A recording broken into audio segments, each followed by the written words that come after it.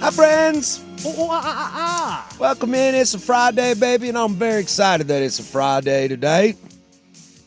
That's mine. It's a weird Friday because it's craptacular outside. Oh, I think it's lovely outside. It does feel good after being in the furnace for a week. Yeah. I forgot the lawnmower outside, so it got rained on overnight. Oh, no. Well, to be fair, I forgot the lawnmower outside like Sunday. So It just hasn't moved since it just then. hasn't I've moved. been there. Yeah. Well, you know, it's last day of Bachelor at the house. Last day of Bachelor for me at the house. I will say I lucked out because my grass is just cooked. So it went into hibernation because it's dead. I haven't had to mow in 3 weeks. Oh, mine's still green. I just got to get out there with the weed whacker and knock down some of the dandelions, basically. Yeah. Mine's still green in my gated community, you know. It's funny in our neighborhood. You know, there's the people that have the groundskeepers that come through and that they pay for and all that kind of stuff. But most of us don't care. Yeah, I don't have that money. Yeah, I'm just like I'm not interested in that. It's a bummer too because when we bought the house, they had just laid new sod front and back, but the heat dome was 3 years later when we got up to 118.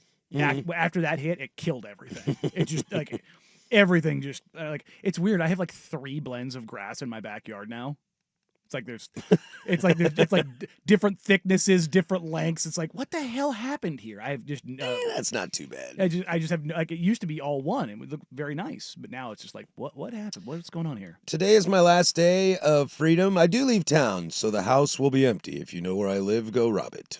Although I don't know if there's anything to rob. The house is pretty sparkling clean. Rusty and I were talking in the break before we started the show that when the significant other's out of town, that last day is really crucial because you got to get everything done to make it look like you got stuff done while they were gone. That I didn't just do absolutely nothing the entire Absolutely nothing. I did do some stuff, so I don't feel completely like a Jay, but I fed myself, I fed the cats, I scooped some poop. That's about it. I did not scoop poop. I did not do that. I left that for everybody to take care of when they get home. This is their dog, not mine. Oh, you playing roulette, huh? Their dog, not mine. This is the sticking point that this is why they got a dog. I said I'm not going to do it, and I haven't done it, and I've stuck to my guns. There you go. And it's been like a year and a half. I think I'm doing okay. Are we okay? Is everybody alive here? Yeah, I'm good. Everybody's Sure. alive? I'm Okay. good. All right. I had settled in over here. Yeah, I got to get all my tabs open and Yeah, everything. I had the and- full reset. I'm sure we had to have some restart, so it was just taking forever. Just checking. Wanted to make sure I wasn't the only one alive over here. Gotta get all my tabs open. I got all my tabs open. Where the hell you guys been? I got the. Sounds like someone's got a case of the I'm Mondays. gonna shoot you in the face. Nah, man. Nah. Hell no. It's tough. It's tough out here. It's a hard life. You play the now that you're doing it every day, you get to play the game now too. Once every couple of months. Who gets stuck with the reboot? Oh yes, with the On the monthly login? reboot on the computer. Oh, mine asked for me. It Asked for mine yesterday. And I was like, "Yep, I will postpone Yep. this." I said that. Sorry, Senor Buckley. Yes, it's a matter of like because then it gets to like And then he probably postponed it, and Yep. then Swag maybe did it again this morning. And to me, it's gonna be like, guess what, dude? You can't. that's the postpone thing this is like again. it all depends on where it lands of because everybody will postpone it until you get the option to no longer postpone. Yeah, I think Dirk got hit with it this morning because I was logged completely out. Yeah. So I'm like, oh okay. Joke's on you. Dirt just restarted that computer just to troll you. I mean that'd be pretty good. I put mine to 4 hours, and so that Which is the max limit. which is the max. Yeah. So, and I think I did it early, so it'll probably hit Luke. Could be, yeah, could be, yeah. See, it used to be on this wide orbit one, it would hit during Colin, which is the perfect time to reboot the wide orbit one. But yeah, now we have a smaller window during the Insider, so hopefully that helps. Yeah, Yeah, you got a smaller window now. smaller window of like in automation. Oh, okay, As okay. opposed, from the old Voldemort show to now the Ducks Insider. Yeah, how many people out there are share computers with people, and does it drive you nuts? Because it would drive me absolutely bonkers, but for some reason, sharing these computers do not drive me It's crazy. because we all have our own user. Yeah. profile. That is on true. there. That is helpful. But the restarts and stuff have to happen no matter who's logged in. Well, and what's difficult on this one is having all the producers on this one and all of our stuff that we keep and download and recycle bin, and every now and then this thing gets full and it like won't let me open up an audio file because there's too much juice on the computer. It's So I'm like, dying. all right, guys, now you need to go empty out your downloads, empty out your recycle bin. You guys need a department meeting. Well, usually when that happens, I just email. I say, hey, now's the time. Empty your stuff. I guess you are the guy that sees them all, right? Well, I mean, I don't see all the users. I just usually it's me that hits it. That it hits. Well, I when mean, it if it- says the computer's full. If it's swag in the I got morning you. and buck in the night, I got you. I Then think yeah. it sees all the users on the Yeah, computer. but I I'm mean, a little you- slow. Yeah, no, you're in between. You're the Yes, the middle relief. the conduit. I guess there is the fact that like I'm staring at my computer in front of me too. yeah. Like that's very helpful. I mean, I used to have the two monitors, but this other monitor took a giant crap, so I've got my. Dude, why don't we got an IT guy? Why don't we go ask him to fix this? Yeah, I know. Why not? Because I have my other laptop right here. But like, if you did that, it would benefit the whole community. Well, I think I'm the only one who uses it. To be I honest. bet you it's because it can't be used. This No, is no, like a no, chicken and egg situation. Souk moves both monitors completely out of the way. He does not use this. He brings just his raw own, dogs and, it. and he brings his own laptop in front of him. I think Dirt uses this just the single monitor and then his laptop. Because I think, so, because I think he uses it for drops yeah, and stuff, and maybe the text machine. I don't know. but yeah, I mean, I think I was the only one that was using both monitors. I have So- to use these monitors because they're closer to me and my eyes are bad. Yeah, your eyes are bad. I was trying to show you something earlier, and it was like 3 feet away, and you're like, "Oh, what? I can't see anything." I am huh?" also immune to bald jokes. It wasn't a bald joke. I don't know. Brock Bowers' hairline was at the back of his head. I think he looks a lot better with his hair, honestly. No. In that picture, I like to. He doesn't strike me as a naturally bald person. There are certain dudes that do look all right, that look just fine, even with that receding hairline. Yeah, but his wasn't receding; it was running away. That was the problem. it was retreating. Yeah, it was. I still think it looked good. He got I bullied. still He got think it looked bullied good. into shaving it. How do you and bully a 6'4" freak? Is he even 6'4"? Did I undersell him? I think he's only 6'3", actually. Okay. but he is a tank. Yeah. How do you bully a guy that size? I didn't bully him. A lot of pointing and laughing. I'm not going to bully that guy. Not at all. 6'3", 235, Yeah. according to 235? the And he'd Wikipedia. probably be a little bit heavier than that, I bet. I'm not into that. I'm not into that at Does all. that hit a little close to home? That hits a little too close to home, yeah. I found out that some guy years ago Well, though, ESPN has him at 6'4", 235. in cleats. I did hear about this guy years ago in England that did successfully sue his company for sexual harassment. Oh yeah, no, we talked about this. This About was on our being worst day on the bald? web. Yeah, but then I found out that he was also called the C word, that I will not get into on this show. So he was the bald C, and I was like, Yeah, we're on the wrong side of the Atlantic. I was Should be like, throwing yeah, that one around all the time. I was like, dude, I don't think the harassment is about being called bald. I think the harassment is the other word. I think that's what got them in trouble. Well, no, I mean, what's funny is that case ended up being like kind of groundbreaking for quote unquote sexual harassment, because it's when you use bald, it is almost always used in a derogatory manner. Unless you're Jason Statham. Or you with Brock Bowers. Yeah, The Rock. The Rock. Bruce Willis. Bruce Willis. I think, yeah, he was. Bruce was kind of the. Well, I guess I But can't call him even- the OG. But even him with bad hair, like his Yeah. short hair is in The Fifth Element. He looks great in Yeah. that. Or like Die Hard, he people looks think, great. Yeah, in the original Die Hard. Yeah. Yeah. He's got hair. Moonlighting. Yeah. You guys probably don't remember Moonlighting. No, I don't. Yeah. But Well, I of course- prefer. One of the first original famous balds, of course, Telly Savalas. Kodak. I like The Rock with a little bit of hair. Maybe Yul Brynner. Yul Brenner should There be you go. bald. Yul Brenner Yeah. should be bald. Just with the name Yul Brenner. That just kind of Yeah, it just sounds like a Baldman. yeah. I like The Rock with a little bit of hair, Yeah. personally. You let it go late. Yeah. But you can also go full Urlacher and just totally tell the bald community to go to hell and get hair implants. I know my mom has been trying to push me on that. She's like, "I'll pay for you to go to Croatia. You can get plugs," and I'm like, I don't know. Dude, do it. My stepbrother got plugs. They look pretty good. There's a reason why people go to Turkey to go do it. My mom It tried to get me to works. wear lifts when I got married because my wife's taller than me. That I'm not doing. It's like I'm not doing wearing- the Tom it's like, Cruise. I'm not wearing. You don't want to gloves do the leg lengthening surgery? No, Have no. you seen that? That is They terrifying. break your bones Yes. and they put this little device in it that like spaces them out. It's like braces, inverted braces for your teeth. I am not a part of that. There was one dude that he gained like 4 inches. It was insane. I was just like, damn. I'm not doing that. I was I like, need 4 more inches. I don't need 4 more inches. I'm good. Oh, Khalid Oakley, we got a show for us today. A lot to get to. We'll have Josh Pate on at noon. We'll borrow him from the boys in the morning.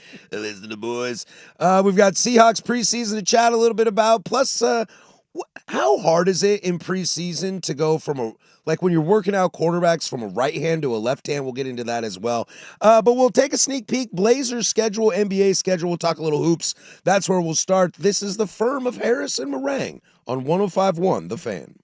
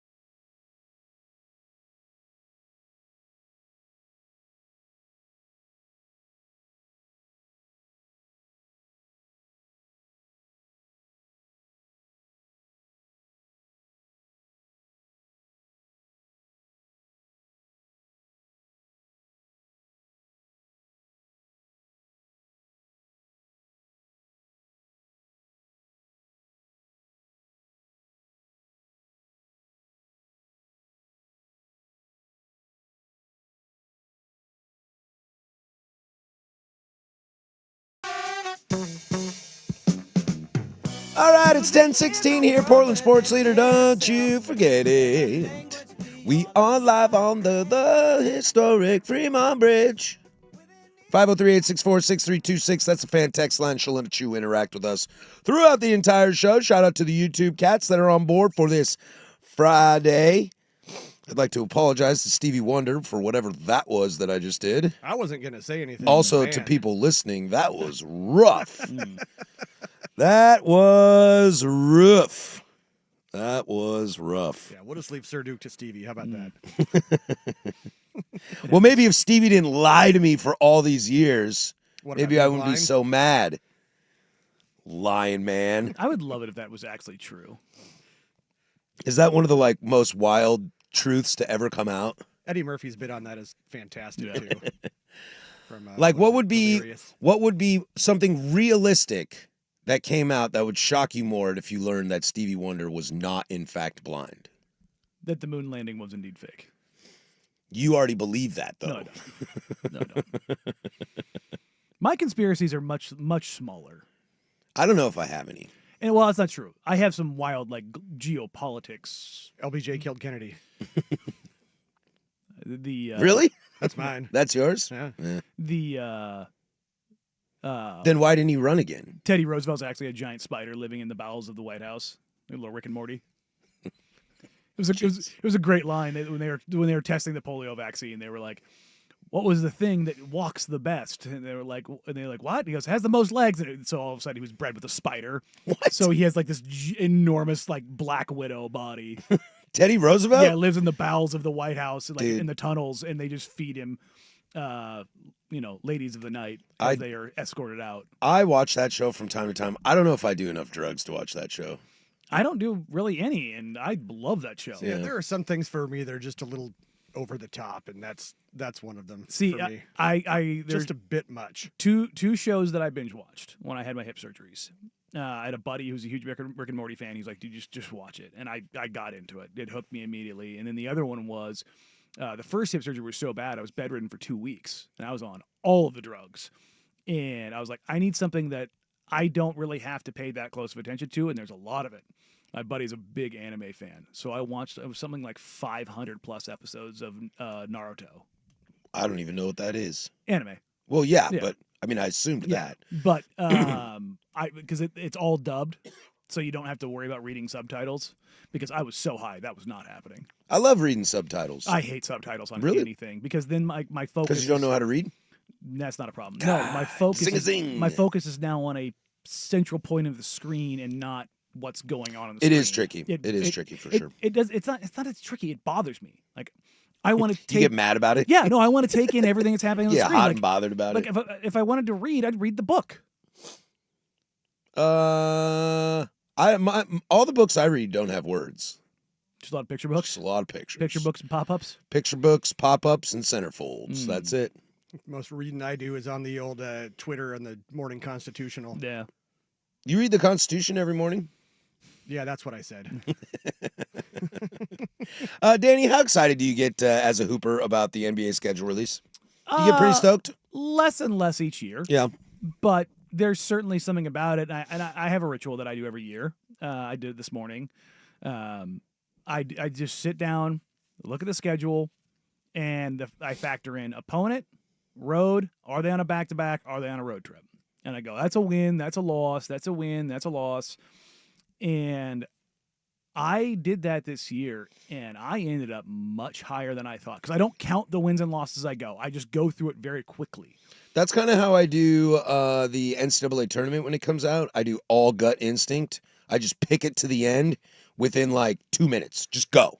Just look at it. Don't think about it. Who's going to win this game? Who's going to win this game? And then I sit on it for a few days, and then I go back and make adjustments. And then make adjustments. Yep, that's exactly what I do. Back when I worked for the TV network, I basically looked at the schedule solely to see which holidays I was going to have to work. Oh yeah, no, that's when you're working the TV schedule. Let me tell you, Trailblazers have 8 national TV games. I'm like, great. Where did that come from? Well, here's the thing. It's really only 6 because 2 of them are on. One's on Peacock, one's on Amazon. It's I don't know if they have 6 NBC games. Those are legit national. Oh, sweet basketball, and a pass the ball. Here's the problem though. They have a bunch of games that tip off at 8 o'clock. At night? And I'm like, oh, you son of a. What happened to the 7:30? I don't know, man. 8 o'clock tips, man. I'm not getting home till freaking 2 in the morning. Because those are TV games, but that happens on TV. Not 8 o'clock. No, Man. Because that means it's going to tip off at Coast. Yeah, no, it may happen in like in Oklahoma City or Minneapolis. Yeah, or they don't something, do or Texas, but not on the West Coast. The 8 o'clock tip is nasty work because that's number one. It's not going to tip off at 8. It's going to tip off at 8:12 or 8:15. Is it bad that I'm surprised the Blazers got 6 games? I was surprised when I heard the number of them. Yeah. They only had one the last 2 years, and it was both times Dame was slated to come back. That was it. Yeah, that sounds about right. I was surprised when I saw the number 6. I wasn't. I thought, to be honest, I thought it probably might be a little bit higher. I thought Why? Because they have a bunch of young dudes. They close the season incredibly strong. They play a brand of basketball. It's fun to watch. Wasn't really surprising. Yeah. Some stats that I got for it. Season opener, October 22nd against the Minnesota Timberwolves. This was a cool graphic that I think the Blazers sent out because it's branded by Toyota, so it makes me think so. Longest road trips are 5 games, and it happens 3 times. 15 back-to-backs. Most home games by month would be January if you want to have some fun. Season finale is April 12th against the Kings. 15 of the first 24 games are on the road. The longest homestand is 5 games. That's in late December and early February. 7 of the last 10 games at home. That's kind of fun. Yes. So, and 8 nationally televised games. I'm surprised at the longest road trips being only 5 games because it feels like the last couple years they've had like 2 7-game trips in the same season. They have 3 5-game trips, and they cover the second most miles this year, just over, I think, 50,000 miles. I don't tend to use that as a big topic or as a big, like, bitch and moan kind of thing. Well, I mean, it's just where we are. Well, no, like geographically, yeah, it is what. Well, the weird is thing Sacramento closer than Denver? Yes, Sacramento's like 500, 600 miles away. But yeah, it's and as far as distance you're talking about, Sacramento, Utah. I don't know if Denver's closer than LA. I think LA might be closer, but. Yeah, we're geographically isolated up here. Yeah, that's why getting Seattle and Vegas. If you add Seattle and move Vegas, the Grizzlies back to Vancouver. Yeah, that's not happening. The only place they're moving to is the Eastern Conference if they expand, because they're on the east side of the freaking Mississippi River. It's like, yeah, maybe they should be in the Eastern Conference. Orlando actually leads the league in travel miles this year, which is really weird because the East is so compressed. Well, yeah, that's true. But I mean, still Orlando to L.A. to Salt Lake to Sacramento. I haven't looked Portland. at their schedule. They probably have like a couple of like shorter trips, and that's what's kind of jacking it up. But the Blazers have 3 5-game road trips. 15 of their first 20 are against playoff teams. Well, that's the West for you. It's a brutal start to the season. But on the back end, they can really make some hay.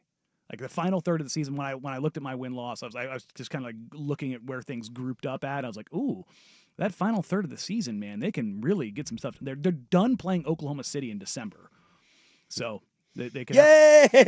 They could get my SGA in early. Yeah, they could have those 4 losses pretty quickly. Because God, they've just been a complete thorn in their side for the last 5 years. Well, they are the champs. Yeah. I mean, obviously, the last time they played in the playoffs, that was a different story. But ever since then, it has not gone well for the Trailblazers in that regard.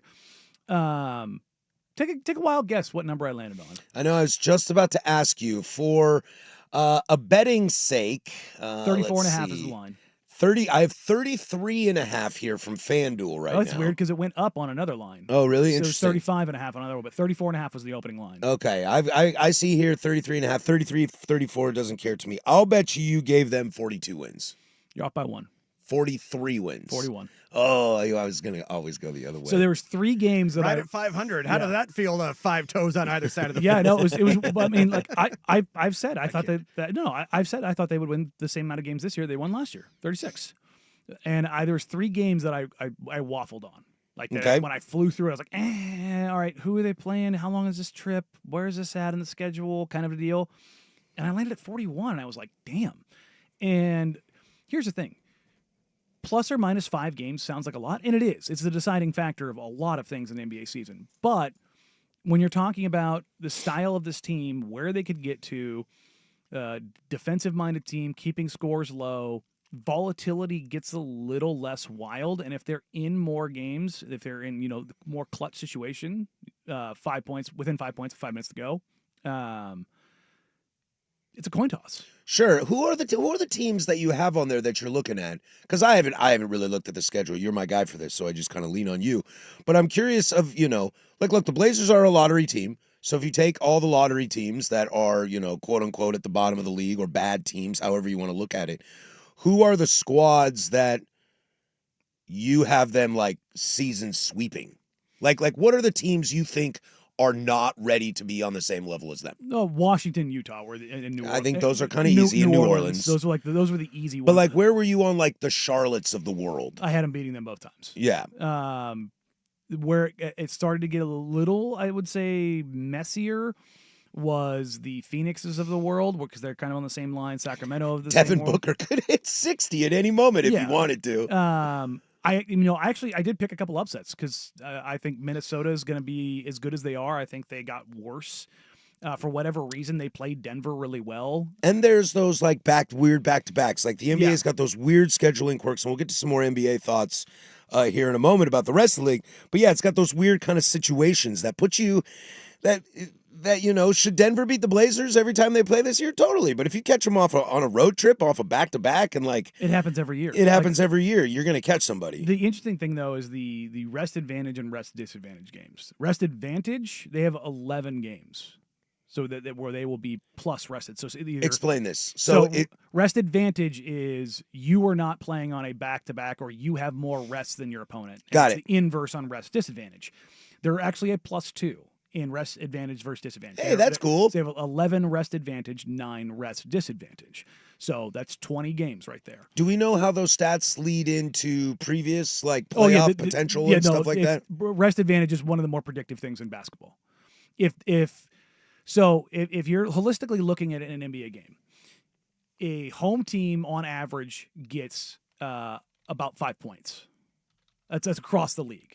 So if the Celtics are playing the Wizards, it's obviously significantly more. But across all teams across the season, plus or minus 5 points is usually what you get as a home team.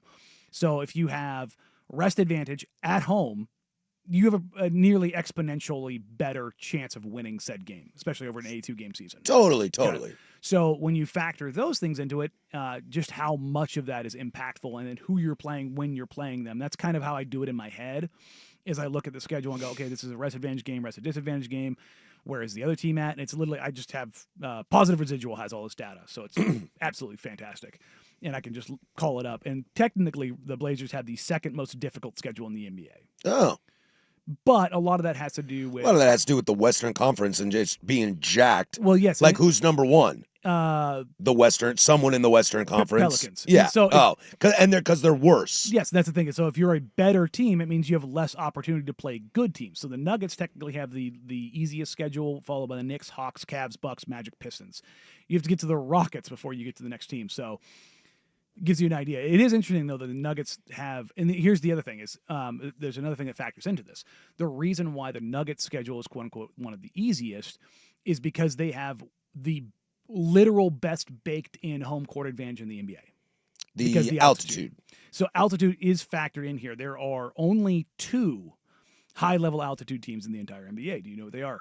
High altitude teams in the NBA. One of them is Denver. Is Denver. There is nobody in Santa Fe or Taos. No, but you're Salt Lake. Ding, ding, ding, ding, ding. Salt Lake City. It's why when Utah is just even mildly good, it's such a pain in the ass to play there. Oh, okay. So yeah, it's one of those things that it can. Look at me learning stuff on a Friday. It can get you, but playing in Denver, I always remember I had Terry Porter on. In the Denver, I think it was the Denver series in 2019, on Outsiders, and he mentioned playing in Denver. He goes, your goal is to just get through the first quarter, because there's no unless you're there for a week to get used to it, because it takes roughly 72 hours just to get acclimated to that. But until you really get it in your system, you got to get through the first quarter of just huffing and puffing, and after that, if you're still there, then you've got a chance. Then you can make a shot. Elevation in Salt Lake City, just right around 4,200 feet. Yeah, no, it's up there. It's up there. That's like tall people. I have no idea what that means. I have no a mile idea. Is 52. You're 1,000 feet short three-quarters of a of a mile. Okay. Yeah. All right. So. Yeah. But it's like the tall thing. Like once you're tall, you're just tall. It's why there will never be. Once you're high, you're just high. There will never be a basketball team professionally in Mexico City. Too high? It's at 8,000 feet, if I remember right. Let's see here real quick. Estadio Azteca is one of the greatest stadiums in the world. It's cool as hell because Mexico City comes up. It's literally built on top of a mountain. All right, we'll take a peek around the NBA and see what other some things. There's an interesting little 7350 for Mexico City. 7350. Wow. There's a little interesting tidbit that I've came across for the NBA Cup final that could be interesting. We'll chat a little more hoops, and then we'll get into some college football. We'll have Josh Pate on today at noon as well, plus uncomfortable word of the week at 11:15. Plus Web Gems at 11:45. Next, like I said, we'll touch on a little more of the national schedule. I have the list of the national TV games by teams. It is wild how many some of these guys have. We'll do that next, but first we'll toss it to Russ with sports. Now, from the George McCoy and Warren Allen Sports Desk, a Sports Center update on the Fan Sports Network, 105.1 FM and 1080 AM. This update brought to you by CarSolve. Start a dealership bidding war and get the most money possible for your vehicle at CarSolve.com. First on the Fan, the Mariners, much like Matt Foley, trying to get themselves back on the right track, dropping their last two to the Orioles. Now they're in Queens for the first of three with the Mets. Luis Castillo on the bump for Seattle. Sean Manaea for New York. 4:10 first pitch on Root Sports and MLB Network. The Mariners now a game and a half back of the Astros in the AL West and a game clear of the Red Sox for the top wild card spot. Over in football, Seahawks fans will get their first look at Sam Darnold in a Seattle uniform tonight as they welcome the Chiefs for their second preseason game. 7 o'clock kick on NFL Network and Fox 12 Oregon. Coverage right here on the Fan Sports Network starts at 5 o'clock, immediately following a truncated primetime. Over in golf, FedEx Cup playoffs continue with the second round of the BMW Championship from Caves Valley Golf Club in Owings Mills, Maryland. At the top of the leaderboard, Robert McIntyre, he's got himself a 4-shot cushion. 4 under on the day through 13 holes. He is at 12 under overall. Tommy Fleetwood all alone in second at 8 under par. Harry Hall, Sam Burns, Hideki Matsuyama at 5 under par. And then Scotty Scheffler, he's going to tee off in a few minutes. He shot a 4 under 66 yesterday. Ricky Fowler tees off at the top of the hour. He shot a 3 under 67 in the first round. More sports scores and stories in 30 minutes. I'm Jeff Rust from the George McCoy at Warren Allen Sports Desk. Hurt and missing work, insurance companies acting like jerks. Don't call your mom. Call George McCoy at warrenallen.com. Sports Saturday with Joe Fisher and Rashad Taylor. Saturday mornings at 9 on the Fan Sports Network, 105.1 FM and 1080 AM.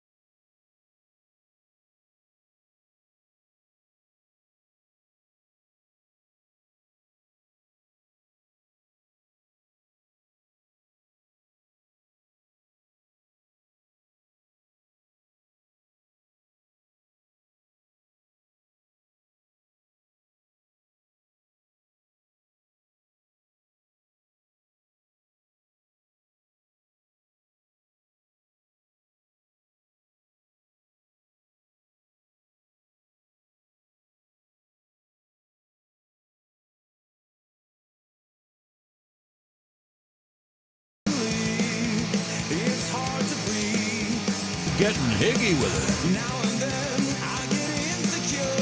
it. Today is Friday, which means we'll have Uncomfortable Word of the Week at 11:15 with a new little spin on it that I hope is great for you. Also in the 11 o'clock hour, who do you got money on, Matt Stafford or me?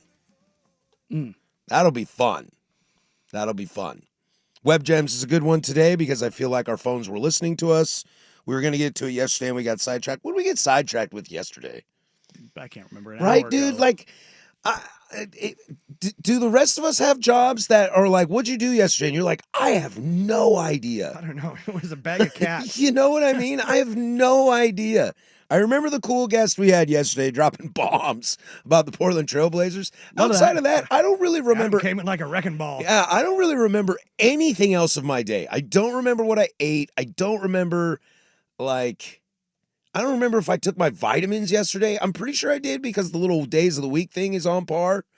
But, I made man, myself a tuna sandwich yesterday. I don't remember what I had for dinner. You know, I keep saying I'm excited to get old, but maybe it's because I don't remember what it's like to be young. There you go. Yesterday, I did the meal prep. Yeah? I buy the big old bag of Costco chicken, Mm-hmm. and then I will literally fill my entire barbecue with chicken and whatever vegetables I'm I grilling. buy these little ones from they're like single portions Why? from Costco. Why? Yeah. Because they last longer than. Oh, the you're bag talking of about the chicken. ones that are like the big pack with the Yeah, single with the portion. single ones. Okay. Oh, I go to Costco and just buy one of those. And I was no, like, it's like I a 10 walked in pack. and out of Costco for $7.99. Yeah, and I was just like, $799? Yeah. I was like, wait, what? But yeah, no, I did a bunch of meal prep yesterday. So did that, the little Peloton action. went for a jog in the first time in 5 years. I know I mad cleaned the landing of my upstairs yesterday. There you go. God, I hope my wife's not listening. She back in the country yet? No, She could listen on the app. she could, all the way from Vienna, Austria. Mm. I think she's going to Cool Castles today. I think she's got to fly tomorrow. I know I'm safe. My wife and kids, they're currently at the Nickelodeon theme park inside the Mall of America. So Also, let's be real, guys. My wife does not care about this show. She's like, are you cashing a check? I almost debated whether or not to tell her about yesterday. I chose to, and she was like, oh, damn it. Oh, God. It'll happen. It'll happen. Some other fascinating things to look around from the NBA as the schedule released. I don't want to spend too much time on it, but I thought it would be cool to have a little bit of fun. One of the weird quirks, I saw this on Reddit, is there's 4 scheduled games for the day after the NBA Cup final. So you could potentially be in a back-to-back if they didn't reschedule it. Now, they might reschedule it. I understand that, but I want to have a little fun with this. The games are Clippers Thunder, Cavs Bulls, Grizzlies Timberwolves, Wizards Spurs. Can you imagine what that game would be like? What that day would be like if, let's just say for funsies, the NBA Cup final is Thunder Cavs. Their next day games, none of those guys are going to play. Oh, yeah. Absolutely Which is none funny of those. because- Which will be a PR disaster for them. Well, they've already said that they've done this to where all of the cup games, none of them are back-to-backs. None of the cup games or regular season games are Yep. back-to-back? They made it so that was the case. Why don't they just make this like a full in-season thing? Why don't you just stop the regular season, do a fat tournament in like 10 days, and then go back to the regular season? I think that's eventually what we'll get to. Yeah, that would be but cool. this is getting the Trying to do it American- like soccer does it, I don't know if that works in NBA. Well, no, they just have to find a way. This is the easiest way to do it within the schedule as it currently exists to get to this spot where you're indoctrinating an American audience to like tournament play. Well, I guess But I think the hardest way to do it is the way they're currently doing it, in that so this game on a Tuesday is a cup game, your game on Thursday is not, but then the game on Saturday we is play also a Sheffield cup game Wednesday again. on Sunday. Right? But you know what I mean? But no, and that's why they use the courts. So It's just- the courts are, Yeah. are the identifier. That's why. Also, if it was like a fat tournament in the middle of the season, you know, and the Thunder are like, hey guys, why don't we just tank this first game and take 9 days off? right? Well, that's the thing is they wouldn't let that. Roundabout. They would make them do enough games in a round robin to qualify. For It should X amount of only games. be bad teams that play to get the number 1 pick. Get the lottery out of here. The team that wins it gets the first pick. Yeah, but you can't do that at that point in the season. So do it later on. We should do a second postseason. I'm ready to fire this B up. I wouldn't be against that and make them actually try. Hell yeah, dude. That's what we do. I play a fun activity with friends that mimics real life sports. Mm. And in the consolation bracket, winner gets first pick. And it keeps us all involved. I think that'd be cool in the NBA. Anyway, we can wax poetically on about that for a while. I have a question, though. How difficult, and it's more rhetorical because I don't know if we know the answer, but I'd like to explore the answer. How difficult is it in the NFL when you are breaking in quarterbacks, playing different quarterbacks, to transfer from a right-hander to a left-hander? We're going to see that this weekend, and it also has a local edge to it. We'll do that next. This is the Firm of Harrison Meringue, 105.1, the Fan Sports Network.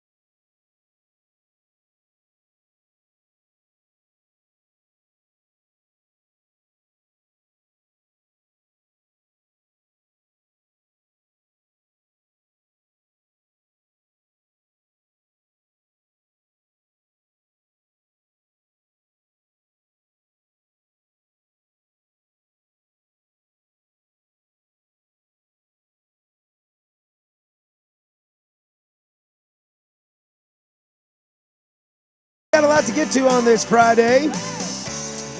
Michigan and the NCAA BS that's going on over there, and then when will that ever change? We'll get to that in the noon hour. Plus, the Seahawks are in action tonight, so we'll see old Sam Darnold and what he's got to offer. Catch that game right here, 105.1 The Fan Sports Network, at 5 o'clock. Those darn tootin' primetime boys get the day off, basically. I was telling Luke he should just do it for them. Give him the day off. No, I'm out of here at 3. Yeah. To which Russ responded quickly, I don't care what you do. Yeah, I'm not doing these extra 2 hours. I don't care what you do. I'm I'm going I was led to believe I'd be done at 3 o'clock. That's the truth. That's the truth. Big slate of preseason football coming up this weekend. Not to get too crazy, I think what's going to be fun this weekend is that there's a lot of starters, true starters, proven starters that are going to play. So that'll be interesting. I know Herbert's going to play his first preseason game ever. So or maybe it's starting his first preseason game ever. I'm not sure. So that'll be interesting to watch. But I had this weird thought that I was curious about. The Cleveland Browns take on the Philadelphia Eagles this weekend, and they've had joint practices, etc. And I'm not going to tap the sign, so don't worry about that. But as far as Dylan Gabriel is concerned, okay, former Oklahoma, Oregon quarterback, Dylan Gabriel. Dylan Gabriel is a lefty. We don't got a ton of lefties in the NFL. So I'm curious from a coaching staff, is it like a really big challenge to kind of switch that protection? Do you not really care, quote unquote? Or are you excited about an opportunity? Like, what's the best way to approach that? I mean, the weirdest thing about it is catching the pass. Because the ball spins. You think so? It's not the left tackle, right tackle situation. No. It's the ball spins the other way. Okay, it's weird. Oh yeah, it's like flushing a toilet in Australia. Yeah, it goes the other way, and it's very weird, like the way the ball flight when you're the first time you see it. Maybe Tua needs Aussie football rules players to be his wide receivers. Get rid of Tyreek and Jalen Waddle and just get some dudes from down under. I don't think the wide receivers are the problem. But no, yes, you typically your pass rushers are lined up on that left side. Mm-hmm. But that's no longer his blind side. That's where he can see it coming from. So, you might see some switches up with that. You might then prioritize your right tackle as your pass protector, which also makes things a little bit weirder because there's not a ton of those guys. But it's certainly, unless you're the Chargers, when you're like, you've got Joe Alt over there, who's normally a left tackle because you've got Rashawn Slater when he's healthy. You can move him over. Yeah, which, the Chargers have done. They move Alt over to the left, and they're trying to figure out what's going on the right side now because you want to protect your quarterback's blind side. You don't want them to get killed. Yeah, I think you bring up a good point, though, there. The other side of that is that your right tackle can't just be a slouch. I know we value the left tackle extremely because it's the blind side. Not only that, that's where pass rushers lined up because it's harder for them to sense, that imminent danger. I'm in danger. But just because I can see you coming doesn't stop Anthony Richardson from getting completely exploded. The problem was he didn't look there once because he just locked eyes on somebody as soon as the ball snapped and he doesn't feel that pressure coming off. I never want to get hit like that in my life, ever. Yeah, the not sliding the protection of the right side and letting that, open chest hit come is certainly not fun. I'm excited to watch Dylan Gabriel. I don't know why. Maybe the lefty situation, maybe the QB situation in general in Cleveland. I mean, it's Joe's to lose, but I don't know. I don't know if it's Flacco's to lose. I think it's anybody's to win. I think it's Flacco's to lose. I don't think so. But for the same reason. But for the exact same reason that nobody's gonna go win it. Well, I mean, Shadour's banged up, so he's not gonna go. And on the real, I want to see Dylan run. I want to see him throw. I want to see what his size looks like, if I'm being honest. Yeah, how competent does he look out there? Yeah, I want to know if he looks small. Oh, he does. Yeah. I mean, he looks small at Oregon. Do you think he'll look bigger in the NFL? Yeah, but he was like fast and quick and he's not NFL fast quick. He's certainly quick and fast, but he's not. This isn't Michael Vick. Didn't we have these same kind of conversations though with Bo Nix coming into last year? And that guy's a starting quarterback. Go Broncos. Bo Nix, not a big guy, but we didn't really think that he was like NFL fast and quick. But he's not though. And everybody was always like, he's check down Charlie, and all he does is check down, and blah blah blah. he had a pretty surprisingly good year. he was good, and that's the thing is what does it look like for him on the sophomore slump kind of deal because everybody seemingly goes through it. Mm-hmm. But Bo's a lot bigger than Dylan. Just thicker frame wise. Yeah, that's the thing. Big shoulders, big chest. Like there was a picture of Bo, Dylan, and Herbert at Ducks camp. I want to say like a month ago, and it looked like two dudes were having a Make-A-Wish. Like that's Dylan just looks so much smaller. It was like, oh boy, he really is that much. Like number one, Herbert's huge. Yeah, but there's got to be some reason to pull a Dylan Gabriel in the 3rd round. And that's what I want to see. Yeah, he's the most successful college quarterback of all time. When you're talking that's about Kellen Moore. No, when you're talking about years, starts, yards, like I like to live on that Kellen Moore world, though. He's really good at Boise State. I think he was 72 and 3. Okay, I didn't realize there was 3 inches of difference between Bo Nix and Dylan Gabriel. Yeah, no, like there's 6'2" versus 5'11". Yeah, and what's the weight difference? 217 versus 205. Yeah, Dylan Gabriel's not 205. They're not a chance in hell. Herbert's way bigger than both of them. He's 6'5" or 6'6". Yeah, he's huge. Yeah. No, Herbert is a large man. Yeah, he's a big old boy. But I do not for a second believe that there's 12 pounds of difference between Bo Nix and Dylan Gabriel. You think Gabriel has a good game? Yeah, he's going to play a half. Yeah, he's smart. Yeah, I think he's smart too. That's the thing is he's like look at his passing percentage. Yeah, his completion percentage is bonkers because he's very smart. He's able to process very quickly. Mm-hmm. Does he have the biggest arm? No, but is he Chad Pennington out there with a noodle arm, like hoping and praying he gets there in time? No. I liked Chad. Sure, that's a lie. I did not. He was successful, but it was like you knew that he couldn't push the ball down the field. Yeah, like Gabriel can push the ball down the field. He doesn't have a howitzer, but it's not. You're not like, oh, God, I don't know if I can get it there. Like, he's perfectly fine. Saturday morning, 10 a.m. Saturday morning, 10 a.m. Yeah, I don't Cleveland. know. I don't know if you'll be up watching that right away. I got a birthday party tonight. I'm going out of town. Yeah. Going out of town. It'll hit the DVR, and I'll watch it at some point tomorrow. It's Premier League weekend, and I got to go out of town. I'm very upset about that. And you won't have access to anything. No, I don't think so. I'll wake up, turn on some Food Network probably, and then 10 o'clock be like, oh yeah, it's there's the worst, dude. On. It's the worst, man. I'm gonna have to come home on Sunday and figure out what the hell's been going on. Yeah. It's always challenging. All right, coming up in the 11 o'clock hour, we have Uncomfortable Word of the Week at 11:15 that we do every single Friday. We have Web Gems at 11:45. Are you betting on Matt Stafford or me? But we'll start with a little sports misery index. I thought this was a cool thing. I thought mine was whack, but maybe I'll try and do it again. We'll do that next. Loaded second hour. Stick with us. Hang out. Have a good time. 105.1 The Fan. Hey, it's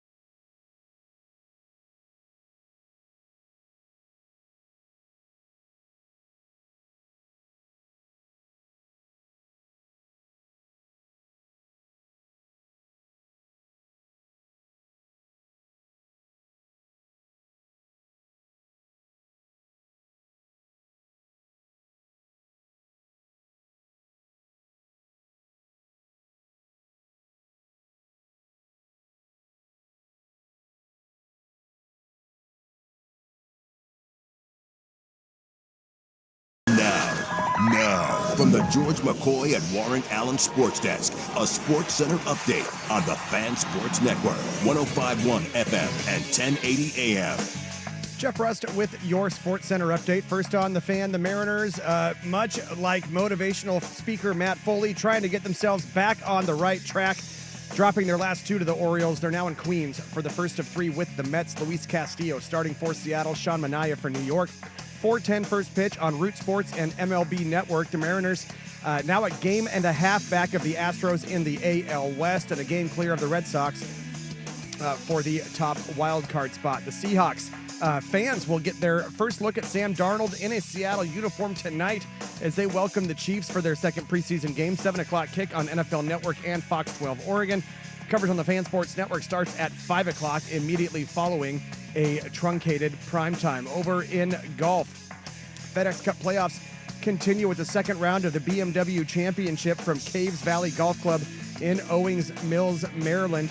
At the top of the leaderboard, Robert McIntyre. He is 5 under through 15 on the day, 13 under overall. That leaves him 5 strokes clear of Tommy Fleetwood, all alone in second place. He's at 8 under par. Tied for third at 6 under. 7 strokes off the pace are Hideki Matsuyama and Ludwig Oberg. More sports scores and stories in 30 minutes. I'm Jeff Rust from the George McCoy at Warren Allen Sports Desk. Hurt and missing work, insurance companies acting like jerks. Don't call your mom. Call George McCoy at warrenallen.com.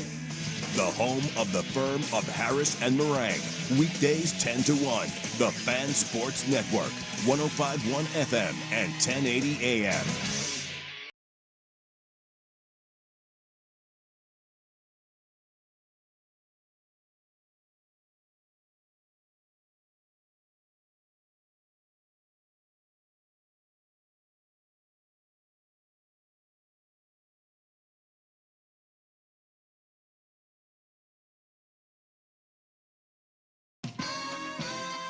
All right, welcome into hour number 2. Happy to have you along. If you missed any of the first hour, you can catch that at the Fan Podcast, 1051thefan.com, the Odyssey app, wherever you get your podcasts. It's Friday. Premier League starts in an hour with my team, the reigning champion. I don't care. Yep, Thank I you. know. And I'm done. We'll have Uncomfortable Word of the Week here in about 15 minutes, voted on by you fans. Voted on that Thursday. We got an interesting, fun little spin for it this week, so we'll see how that rolls. Plus, we'll have Web Gems, and do you choose me or Matt Stafford? Whose wife's hotter, mine or Matt Stafford's? I think it's pretty clear. I think it's pretty obvious. Of course you do. Obvious. Yeah. Of course I you do. Did you guys end up doing your Misery Sports Index? Yeah, I did. Yeah? Yeah. How did you turn out? Middle of the pack. Yeah? Yeah, mine. I have my other fandoms have been mildly successful in recent, or at least mildly recent memory. Having, if those who don't know this, ESPN has their weak attempt at AI, but it's kind of funny to do. It's fun to do, but it is really bad AI. I marked mine down as meh because you decide kind of what you are. I going did the in. same. I like how humble we are about our bad teams. But I added obviously Blazers and then Kings in the Los Angeles Kings. And then I added the St. Louis Cardinals. Let's see, maybe add it back in real quick. 15 plus years of fandom from all of them. I left. I'm sorry. I also added the Raiders. My bad. I forgot. It was the one I started with last time. So there we go. So 15 plus years for all of them. So you can do NFL, NBA, NHL, MLB, MLS, NWSL, or WNBA. You can go from all of those. I just went big 4. And calculating, it says, mine says flailing. I have a misery rating of 69. I am also flailing. I have a misery rating of 64. I only was able to put in 3 teams, though. Because like I was going to say, I used to have an NFL team.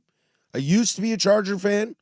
I have no affiliation or ties or feelings towards that organization at all, except for my pants get a little tight when I see them powder blues, because I like them powder blues. But look, an Oregon Duck quarterback and Jim Harbaugh, oh, man, That hurts a Coug real tough right there. That's not great for you. That hurts a Coug real tough right there. Although I really like Justin Herbert. I do think he is very, very good. See, what hurts me here is the Raiders. And I didn't want to root for an LA team. Because they have them sorted by, each league. So the only teams that have a higher misery index for the Raiders in basically the last 15 years are the Jags, Jets, Browns, and Bears. Raiders are 5th. That sucks, dude. You don't want to be anywhere near those dudes. No, because they have not been good since 2001.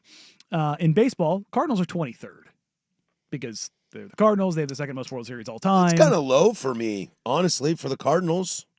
The only teams that are better off in them, Dodgers, Astros, Giants, Red Sox, Rangers, Braves, Nationals. Cardinals. 23 total of all the teams. Yeah, so bigger number better, smaller number bad. No, I understand that, but I thought it was like 23rd in the ranks of baseball. No, that's 23rd in baseball. Oh. The only teams that were better than them. Big numbers are good. Big number good, small number bad. Yeah. Now I follow. Yes. So Cleveland is 18. Which, yeah. Kind of in the middle. Been to a World Series more recently than you. Just saying. I don't have enough fingers. Just saying. For the number of World Series titles. You don't have 9 fingers? Count them up again. Count them up again? Am I wrong? Is it 11? Is it 11? All right, keep talking. Obviously, the NFL was bad. NBA, the Blazers are at 11. The only teams worse off than them. Pistons are the worst, which is kind of interesting because how many was it? That's 11. There you go.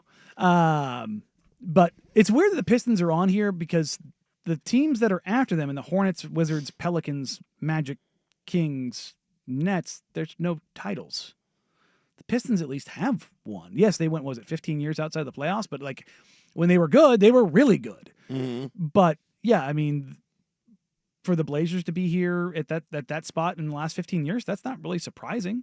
I mean, the teams that are immediately better, the last Hawks, 15 years haven't been great to the Blazers outside of one Western Conference Finals appearance. Mm-hmm. But it's the Hawks, Jazz, 76ers, Rockets, Grizzlies, Clippers. Those are all better than them. But the Grizzlies have Ja Morant. And they've been, I know. And I then just in like him a lot. the NHL, the Kings are 25th. I mean, when you have a couple cups in the last 15 years, it's super helpful. So the Raiders and Blazers are really dragging down the rankings for me. What I find the most interesting is they do show us state by state, the happiest states. And Oregon is real bad. The Northwest in general is real bad. What do you mean? The happiest states are red. The most miserable states are gray. Oh, I'm sorry. It's the other way around. Red, good, gray, bad. See, I got it backwards that time. Red, good, gray, bad. Washington, Oregon, and Nevada are red. Oklahoma, not shocking. You have Sooners football and you have Thunder basketball. Massachusetts, everybody in Boston can suck it, except for Boss Man Cooley. I know that's where his favorite teams live. I don't want to ruin that for him. Missouri, Kentucky, don't know why. Don't know why. But I'm happy for you guys. You don't know why? No. Kansas City. But why Kentucky? Yeah, because they're not counting college. Right. So what the heck? They're probably Kansas City adjacent. We're all Chiefs fans. Well, Chiefs and Royals. I mean, Royals, Chiefs, do have a World Series. Yeah. So, Royals do have a World Series. And they probably co-opt Oklahoma City. Yeah. What's Nevada happy about? Just gambling and sunshine? Knights. Oh, yeah, Vegas Knights. Yeah, and the Aces. Okay, well, what does Washington and Oregon have to celebrate about? We just happy up here. As far as happy. But it's weird because you think the Blazers would bring them down, but I mean, the Seahawks, they have Seahawks, a title. 2 appearances. If it probably what helps Oregon is the Timbers and Thorns. Timbers and Thorns. Same with Seattle. Yeah. The Storm. The rain, the thorn, and the rain, the storm, and the Sounders. The rain, the storm, the monsoon, Yeah. the torrential. But Does yeah, it rain in The Seattle? atmospheric rivers. But I mean, the only thing dragging them down is the Mariners. Yes, it rains more in Seattle than here. Not until this year. They're going to be bright red after this year. But Seattle Mariners. Tennessee, yeah, it's rough. Yeah, the sad ones, Tennessee, Louisiana. Michigan being that far down, the Pistons must really just drag them down because the Lions are great. Tigers, man. Tigers were bad for yeah, a it's long true. time. They got really good and then they got really bad and now they're back to being really good again. Well, they were good and then really bad, Yeah. and then they were good, Yeah. and then they were bad, and now they're back to good. Yeah. Also, the Red Wings haven't been good for a Yeah, little while. it's true. I always just assume that the Red Wings are good, but they have not really been good for a while now. The Lions outside of the last 3 years Yep. have been really bad. Jersey, Maryland. Not surprising. What are the? So it's like the But Baltimore, dotted. Is the Baltimore, dotted the line? Ravens are really good. Is the dotted line?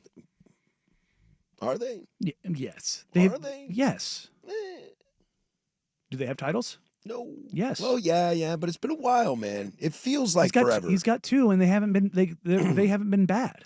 Yeah, but it feels like a while. Maybe it's because it's Lamar's time and we haven't got there yet. Yeah, no, but you've got like very, very good seasons. Boy, that's a great question. 503-864-6326. Are there any teams that have won Super Bowls in the last 25 years that you feel are kind of like underperforming? The Ravens are not on that list. 30? For me.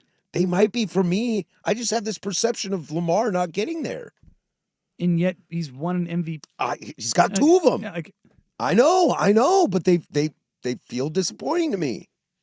God, you're weird. They feel miserable to me. Everybody comes down on Dan Marino for this. It's all about Dude, everybody ring comes culture, down right? on Buffalo on this too. Charles Barkley. But this Why isn't. does Baltimore get a free pass? This isn't ring. Like this isn't rings. This is Who's more elite, Lamar Jackson or Joe Flacco? One's got a ring. I mean, Both are still starters. This is misery index. There's a staggering difference between the Detroit Pistons and the Baltimore Ravens. But what I'm trying to say is that I think these playoff losses by the Ravens are pretty miserable feelings.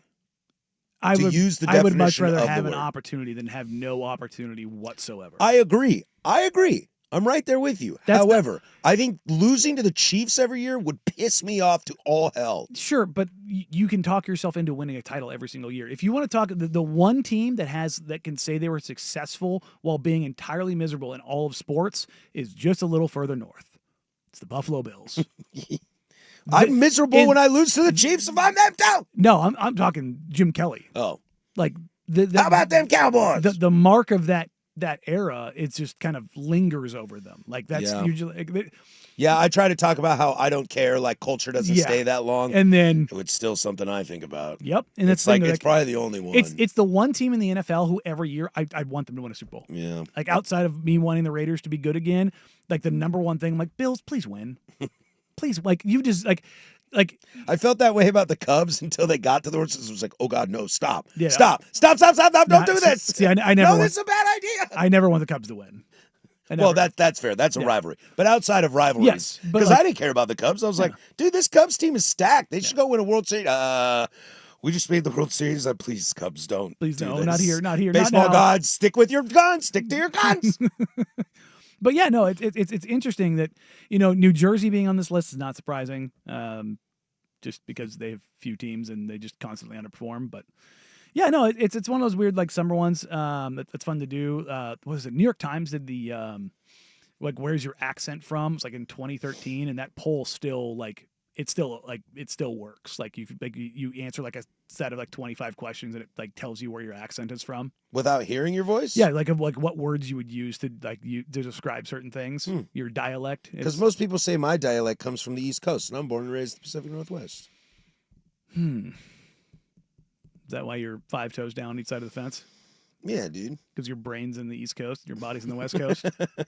Yeah, I guess. You got a little Brooklyn brain. I guess. Maybe the fence is the Columbia River. Little Washington and Oregon. Like my body is in Washington, but my head's in Oregon. Yeah, I don't know. All right, coming up, we're going to do uncomfortable word of the week. This is a fun one.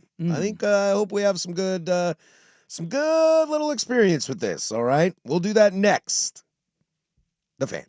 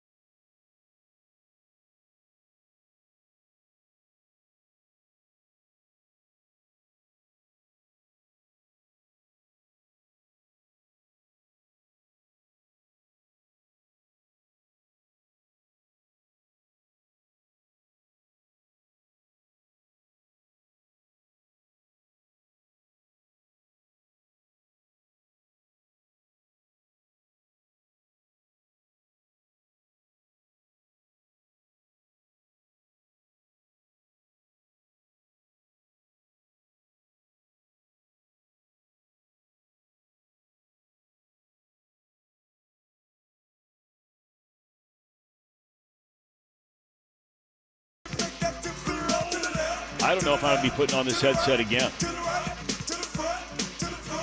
All right, we took a new approach to Uncomfortable Word of the Week.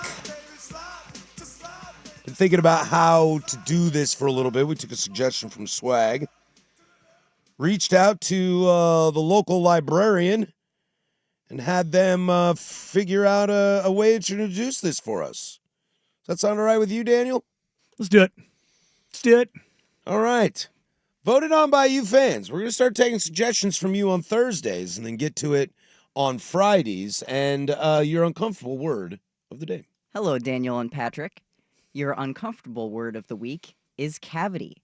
That's spelled Cavity.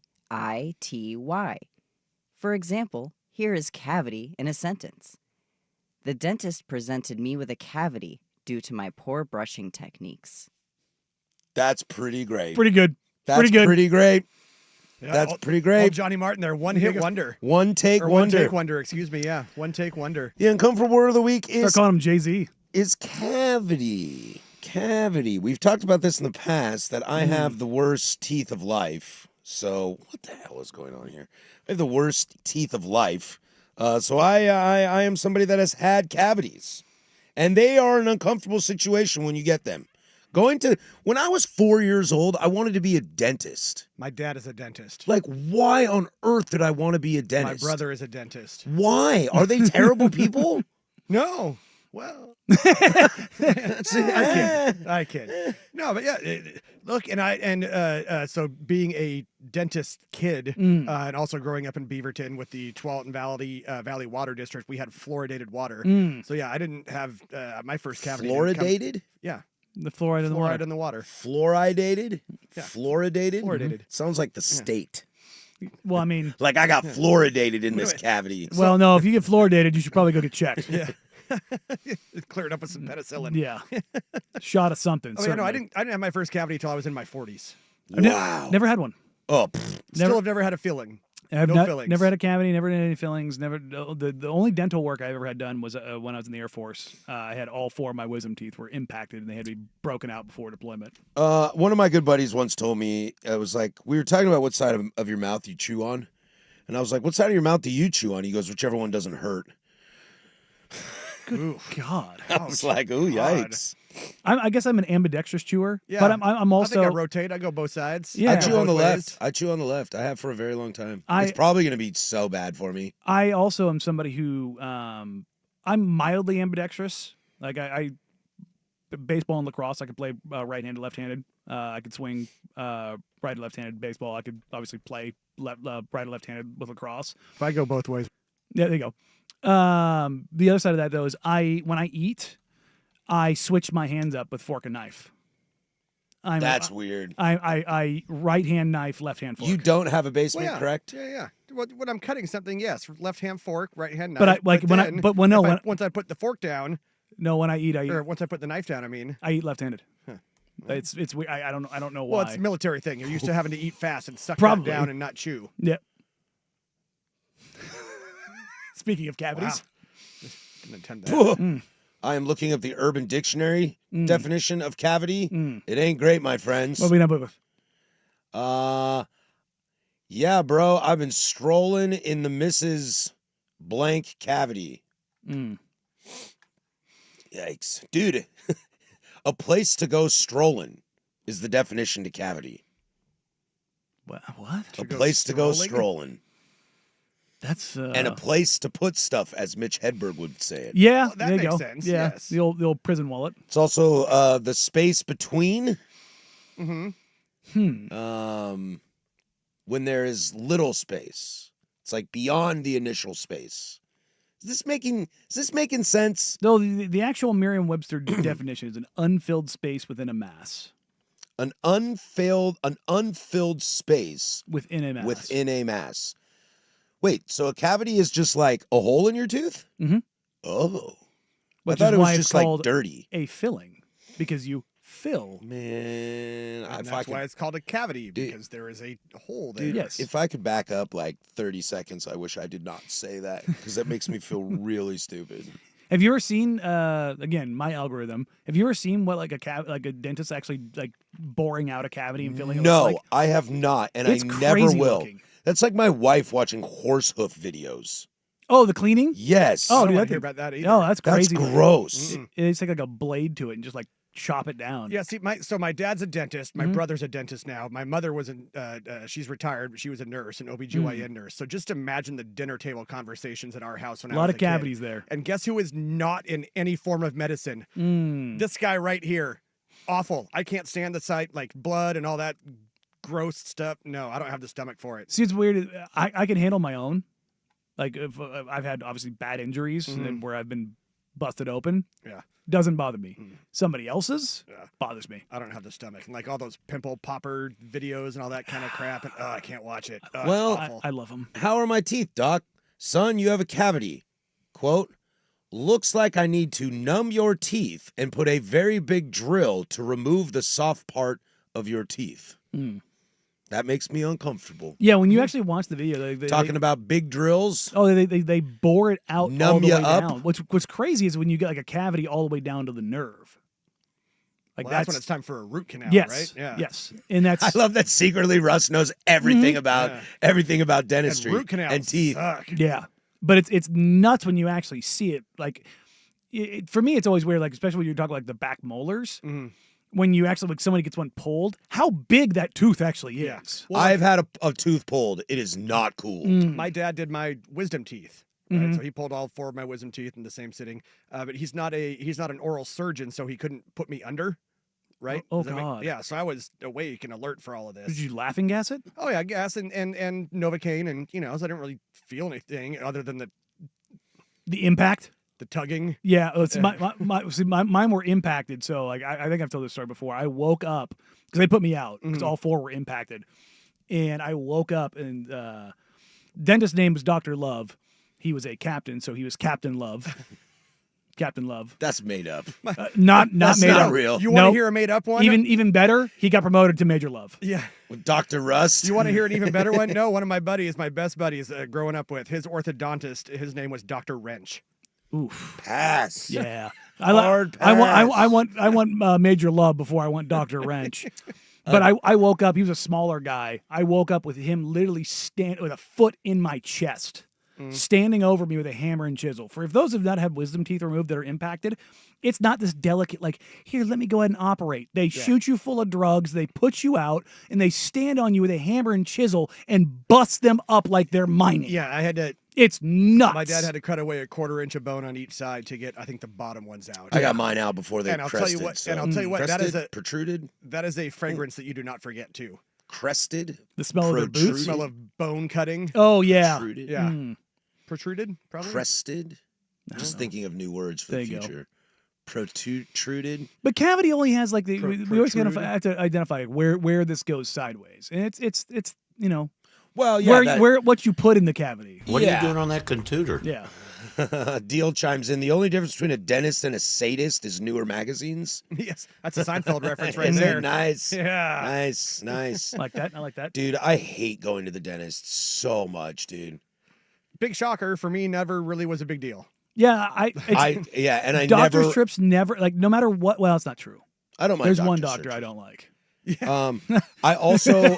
That doctor sucks. That doctor that waves at you with 2 fingers. Yeah. Whoa. Yeah, that's a cavity search, Yeah. and I have no interest in a cavity search. Although at this point in my life, I might. I'm going there. That's why my I'm last going visit, there. That's Yeah. why my last visit I opted for the Cologuard box. I'm going there. Buckle up. I might rather have a cavity search than a cavity tooth. Really? Maybe. Oh no. I hate stuff done on my teeth so bad. I tell you what, right now, there's a big difference between the dentist wearing a watch and the doctor wearing a watch. I understand Yeah, that. sorry, I am this- very familiar. but I'd rather deal with the teeth stuff than the butt stuff. I have to believe that the cavity search doctor knows what he's doing. So does the Yeah, dentist. I tell you right now. Not according to the text line or Seinfeld, Yeah, okay? I'm telling you right now. If there's one quality that I want in both those doctors, tiny hands. Tiny hands. I want the littlest, teeniest, tiniest, most precise hands you can ever imagine. Also, I don't want them Give me married. Dr. Trump. I don't want them married. You know, like no rings. Yeah. Right now. Yeah. If my wife had to do a cavity search with that rock on her hand, you ain't Yeah. having fun, friends. Yeah. You ain't having fun. No, hard pass. Just like that's got to be like dentists and the proctologist. No matter how I am, as weird as it sounds, I'm not like a full on like clean freak like Rob who comes in here and wipes everything down with Clorox wipes after everybody's been in here, but I do wash my hands anytime I have something on my hands. Like I am an overwasher of hands when I'm prepping food. I don't like it at all. If you're a dentist or a proctologist and your hands are either in somebody's mouth or up somebody's butt all day long, How do you eat with them? like how do you feel comfortable? Yeah, I know it's tough. It's like sometimes I'm driving home and I'm stuck in traffic and like I gotta pee real bad. And it's like, are you ready to destroy that water bottle? You could wash it out. It would never smell like it or have it in there at all. Oh, you mean like your water bottle? But you would always know that you once peed in that Nope, water that's bottle. a one-time thing right there, my friend. That's That's 100%. it. But like, That's the but moment like, where that water bottle becomes disposable. but you washed it out, just No. like this guy's wearing a glove. No, No. hard pass. No. That's why there's always Because the inside of that water bottle does not have a glove. yeah, exactly. Look, there's always one empty Gatorade bottle in my car. Always. Well, that is uncomfortable word of the week. We had a little fun Can't with that stop one. once I start, it stings. Thanks to Johnny for doing that. We'll be back next week with that as well. When we come back, are you going to take me or are you going to take Matt Stafford? All right. We got to have to lay the big wood down and we'll circle back on Monday and see how that goes. But first, we'll toss that over to the Big Kahuna with sports. You ever had a big kahuna burger?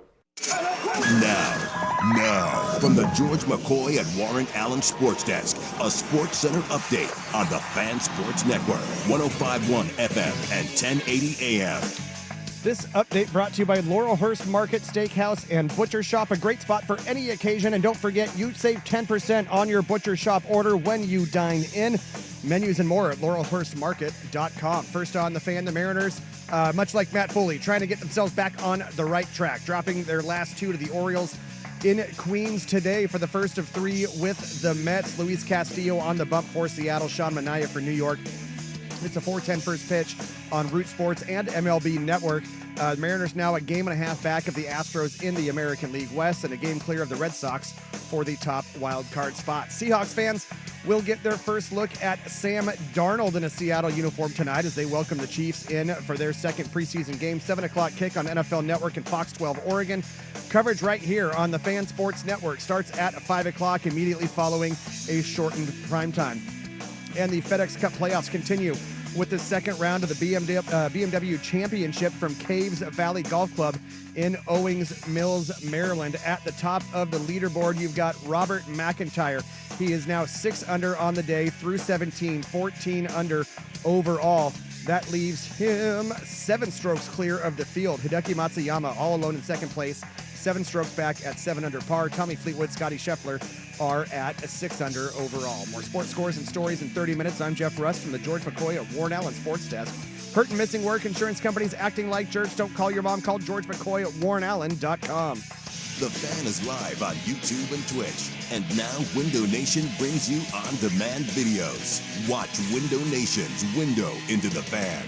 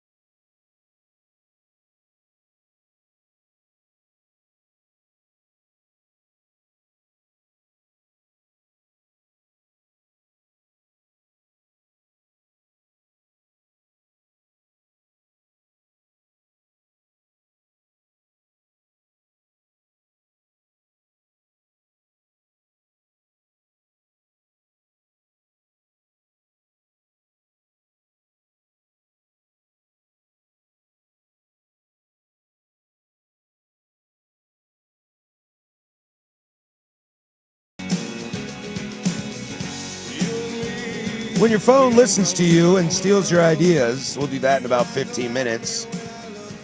Plus, the top of the 12 o'clock hour, we'll dive into some college football, some NFL, and I got a buddy doing something real cool for closing arguments.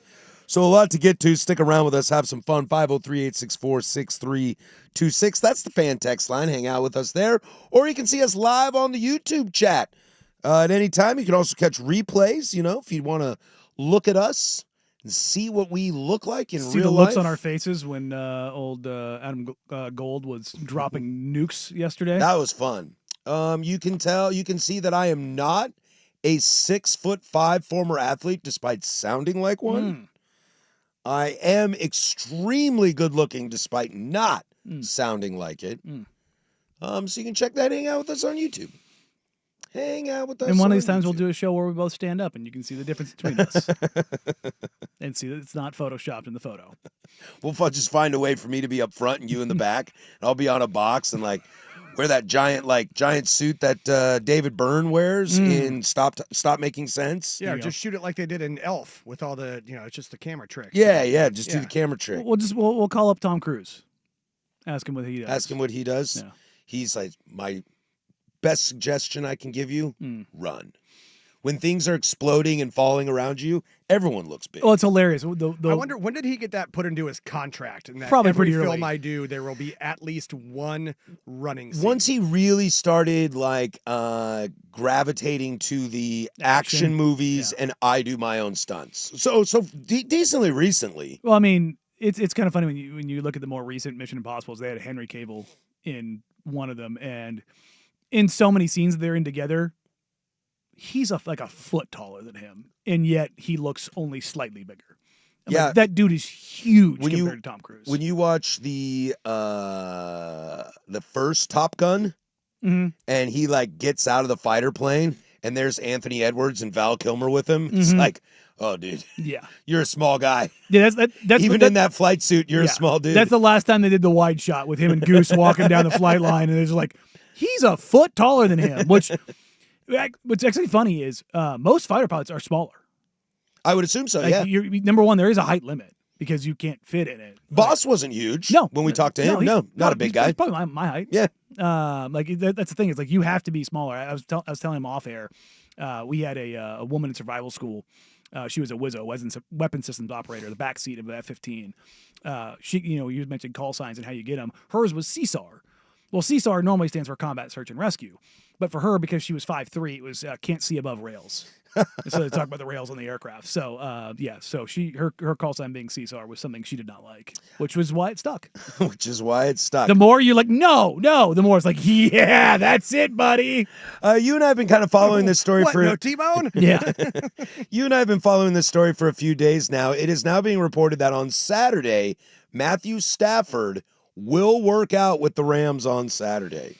Oh, wow. Work out, huh? I am also going rafting this weekend. I leave today. I'm only going to be able to raft tomorrow, but it is supposed to rain and be less than 80 degrees. Ooh. And that doesn't sound fun chilly in the water. summer. Oh, and then that water ain't, look, doesn't matter what time of year it is, that water is never warm. No, so when it's 95, it feels good. It feels great. In fact, you kind of want the rapids to kind of splash you, cool you down a little bit. Yeah. And this is not something I want to throw the wetsuit, dry suit situation on because it's not that cold. No, but you can at least go with like a thicker rash guard. So I'm thinking to myself, maybe I don't have to raft. Maybe I can just sit around and drink all day. Are you really going to coward out?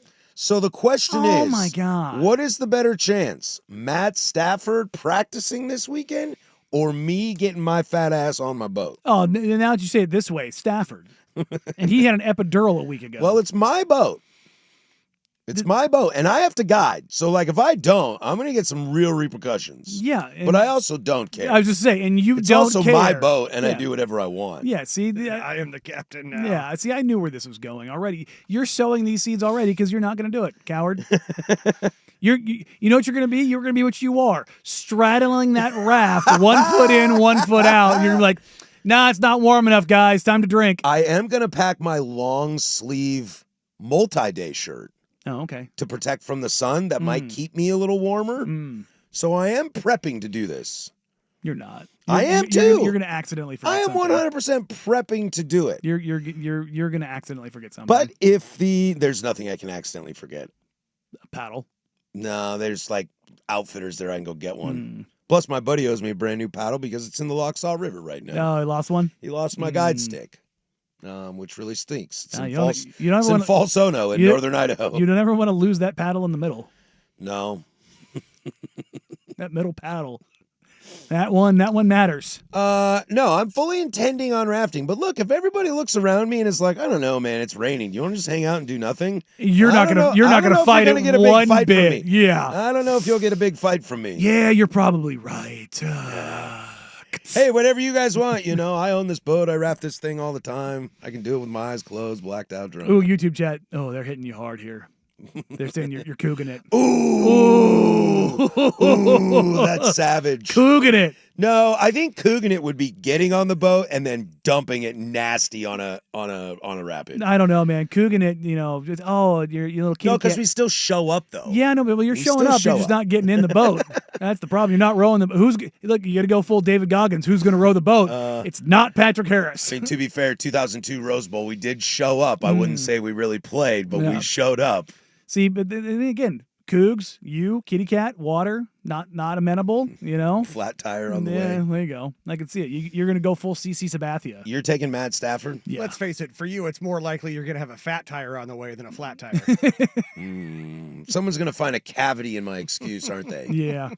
Zing-a-zing. We need to send this segment of the show to everybody who's going. Is fat tire still a thing? Is that still a beer? Fat tire is still a thing. Yeah. Correct. It's still an overrated beer? By New Belgium, correct. Yes. Well, it used to be an amber ale, and I think now it's they're trying to make it IPA-ish. That was the one thing we always said about, I think it was the New Belgium, or no, not, yes. New Belgium. New Belgium. Tire, yeah. All the beers, different colors, same taste. Dude, Voodoo Ranger is such a rough beer. All the 35 different versions of them. Because I worked at Old Chicago, and so we were forced to carry the New Belgium stuff. And Fat Tire was one of the most overrated beers there was. It's also an amber ale, dude. Like, drink a real beer. Don't poop on the amber ales. Be an adult. Go try a Mac and Jacks. I have, dude. I live in the state of Washington. I love Mac and Jacks. Mac and Jacks is like the #1 distributed craft beer in the state of Washington. Fantastic. I have a poster in my garage from like 25 years ago. It's okay. Gotta hate you. I'm just gonna let you guys go. I have no beer takes other than like, That, and I have an old bar sign too of the now defunct Portland Brewing Zigzag Lager, and it came from the bathroom. It said you wouldn't be so disappointed if you were holding a good beer. Oh, I thought you were saying the beer came from the bathroom. I'm like, yeah, it's probably was discontinued. Yeah, probably. All right, when we come back, we'll do web gems. That's everybody's favorite. This time, what we've got for you is, I think they're listening to our phones. We talked about this the other day. This is how it's going to affect your sports watching life. We'll do that next. This is The Firm of Harrison Meringue, 105.1 The Fan.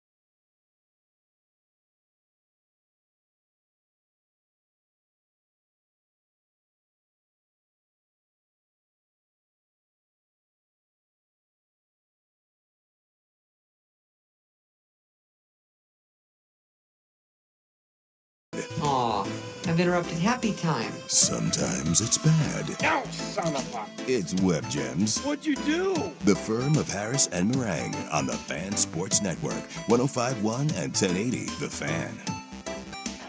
No si puedo stoparlo. Doesn't have a huge load either. All right, this is Web Gems. We do it every single day at 11:45. Whoa, not heard that one before. That's an old hot corner drop there. Man. That's an old hot corner drop there. Yeah, some of those I hung on to because they're just a little too good. Kind of like Doesn't have a huge load either. It's hard to get down the throat. I just get off at weird times. You got to be in to do it. Okay, I did not do any of this, just so we know, brand man. Not me. The 7-foot kid that strokes it with the acne on his back. It's Laurie Markkinen. Yeah, there you go. Because I couldn't remember his name. Now I always remember Laurie Markkinen. I hope you all had a shitty day. It's everybody's favorite college football coach, Brian Kelly. Yeah, I hope Brian Kelly every day has an S day. We talked about this. We were laughing about this. I don't remember. Maybe we were talking about wrestling or UFC, Paramount and Peacock and Netflix and ESPN and all that kind of stuff. It just came out. I just saw this. Sling TV is launching a new low-cost offering in the streaming ecosystem. The live TV streaming service is launching a day pass, a week pass, and a month pass. You can now pay $4.99 for the day to get all the channels. Go away. Or $9.99 for the weekend, or $14.99 for the week. Go away. Well, when does it start? Sling TV, go away. I'm so sick and tired of all of these different offerings. Can we just I'm taking my stance here, the same thing I'm taking with college football. Just get to the 40-team freaking group already. Stop pussyfooting around and just go do the damn thing. And then with this, just get back to cable. Get back to cable. We know where this is going. All you a-holes ruined it, and now you want it back, but you don't want to admit that you want it back. I'll tell you what, guys. I have everything. I pay for everything. Yes, so do I. So do I. It is and less, I have cable. It is less than cable. No, it's not. Not now. For me, it is. No. With YouTube TV, with Paramount, with Amazon, with everything, it's not less than cable. It is for me. May I? Ooh. Please go. May I ask one thing? So you cord cutters that want to bitch about everything now being not centralized and such, are we including in your monthly bill in that you have everything? What are we also including your internet package cost? No, I am, because it's part of the cost. Exactly. But do you count that as the cable? Yes, because it's part of my cable bill. But I would have internet anyway. I would have internet no matter what. My internet cable bill is all in the same thing. I pay it's a little over $300 a month. But Okay, I have everything then if on I add my internet to my bill, I'm less than you. Okay, and I have everything. I have everything too. Well, I don't have even cable. But I don't think there's anything on cable I need because I have everything else.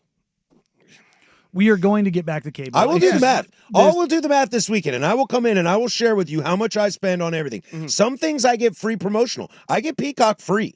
Yeah, I get Peacock free because I have Xfinity cable. Yeah. I think I get Paramount free too. But the whole point of this I think Verizon pays for some of this. Technically, I think Verizon pays for my Netflix. I think technically I'm a little bit of a dummy in that I pay for HBO Max, even though I should be able to get it for free from AT&T. But you should check on that, dude. Great, I get it. It's like $10 a month. Whatever. Dude, $10 times the 15 services I have is like $15. That's like the one. And look, we also established the other day that I'm too lazy to cancel the NFL Red Zone for the 8 months out of the year that I don't use it. Dude, I just did that with Paramount. I forgot to cancel it for the 3 months that I don't use it, and now Champions League is about to start. I'm like, good thing I still got Paramount. The whole thing of this is some VC bro in San Francisco was like, you know what? You know what we should do? We should decentralize everything. Like they thought combine it all into one. And now it's coming back to, you know what? Yeah. Hey, maybe we should combine Disney and Hulu and this and that and this and that. Like, that's what we had. And now, now it's ESPN and Fox merging onto one platform. Weird. Everything's coming together. It's like when they made liquor available at grocery stores in the state of Washington. Yeah. They were like, yeah, damn right, I can get my liquor at Safeway. And it's like, well, there's so many taxes on it that it costs more than liquor did before. So I just cross the river and buy liquor. Well, see, no, I don't think you should say that. Well, why not? It is called bootlegging. Yes. It is illegal. All right. Well, that's not okay. That's not like doing it for the marijuanas and the cannabises and stuff. But in terms of privatization, I was just in Minnesota, right? And so there, That's a no fun state. Well, it used to be you could not, at least in certain counties, you could not buy any sort of booze on Sundays. Yeah, the dry that has counties changed. and Sundays. That yeah. has changed. That used to be Otter Tail County, where Fergus Falls is, which is where my wife's family lives. Anyway, now you can go in there. They got liquor stores open from noon to 5. Grand Forks, North Dakota, you have a drive-through liquor store. Yeah. But those liquor stores, you cannot buy even like beer or wine in the grocery store. You have to go into the liquor store to get the beer, the wine. I and the hate beer, spirits. wine in a liquor store. But I with hate the that privatization, so much. I paid so much less for Tito's there over the weekend than I ever do here. And while it may have been a different price based on which store you were in, it was still always less than what I pay here. I will do this over the weekend. I will go through my stuff. I will write all of it down, and I'll bet you I pay under $200. Okay. We'll see. The bottle shop, the Happy Harry's bottle shop in Grand Forks, North Dakota, it's a building where you can get literally everything, but there's a drive-through. Yeah. And they come up to serve you like old-timey gas station. And they just don't give you a straw because then that's an open container. Well, in Texas, you can. Well, I think it's even less now. You could have an open container in Texas. They just put the little, they leave the top of the straw packaging on it. What's the joint at? It's like at 185th and TV Highway. Northern in Lights. Loa. But they have a drive-through like cigarette beer pickup joint. It's like right next to a Big Lots. Oh, really? Yeah.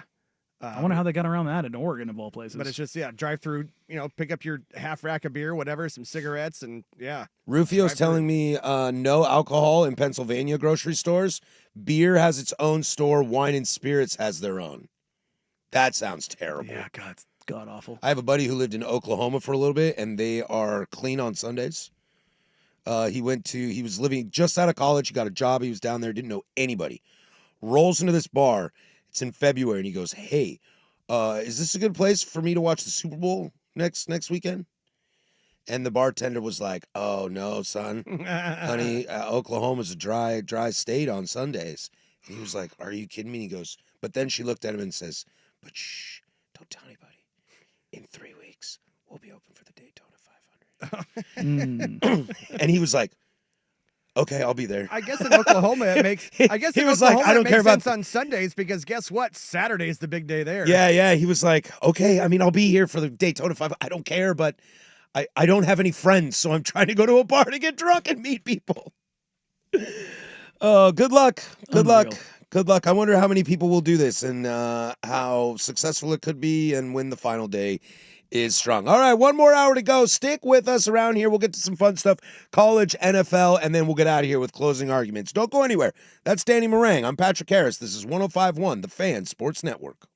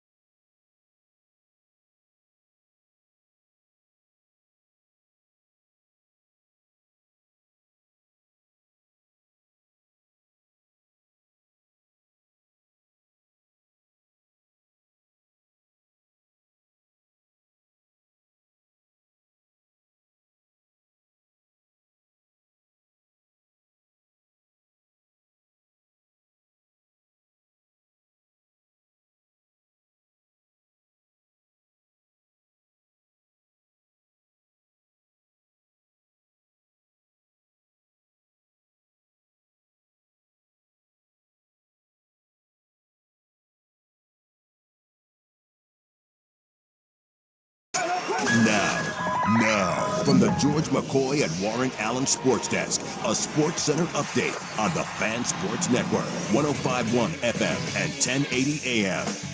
Jeff Rust with your Sports Center update. First on the Fan, the Mariners looking to get themselves back on the right track, dropping their last 2 to the Orioles. They're now in Queens for the first of 3 with the Metropolitans. Luis Castillo starting for Seattle, Sean Manaea for New York. 4:10 first pitch on Root Sports and MLB Network. The Mariners a game and a half back of the Astros in the AL West now, and also a game clear of the Red Sox for the top wild card spot. Seahawks fans will get their first look at Sam Darnold in a Seattle uniform tonight as they welcome the Chiefs for their second preseason game. 7 o'clock kick on NFL Network and Fox 12 Oregon. Coverage on the Fan Sports Network starts at 5 o'clock, immediately following a truncated primetime. Over in golf, FedEx Cup playoffs continue with the second round of the BMW Championship from Caves Valley Golf Club in Owings Mills, Maryland. Currently at the top of the leaderboard. Robert McIntyre, he shot a 6 under 64 today. That puts him at 14 under overall, doubling up the rest of the field. Hideki Matsuyama, Scotty Scheffler, they are tied for second at 7 under par, 7 strokes back. Tied for fourth at 6 under. You got Tommy Fleetwood, Ludwig Oberg, and then at 5 under par, Harry Hall and Sam Burns. More sports scores and stories in 30 minutes. I'm Jeff Rust from the George McCoy at Warren Allen Sports Desk. Hurt and missing work, insurance companies acting like jerks. Don't call your mom. Call George McCoy at warrenallen.com. The home of dirt and spray. Weekday mornings 6 to 10 a.m.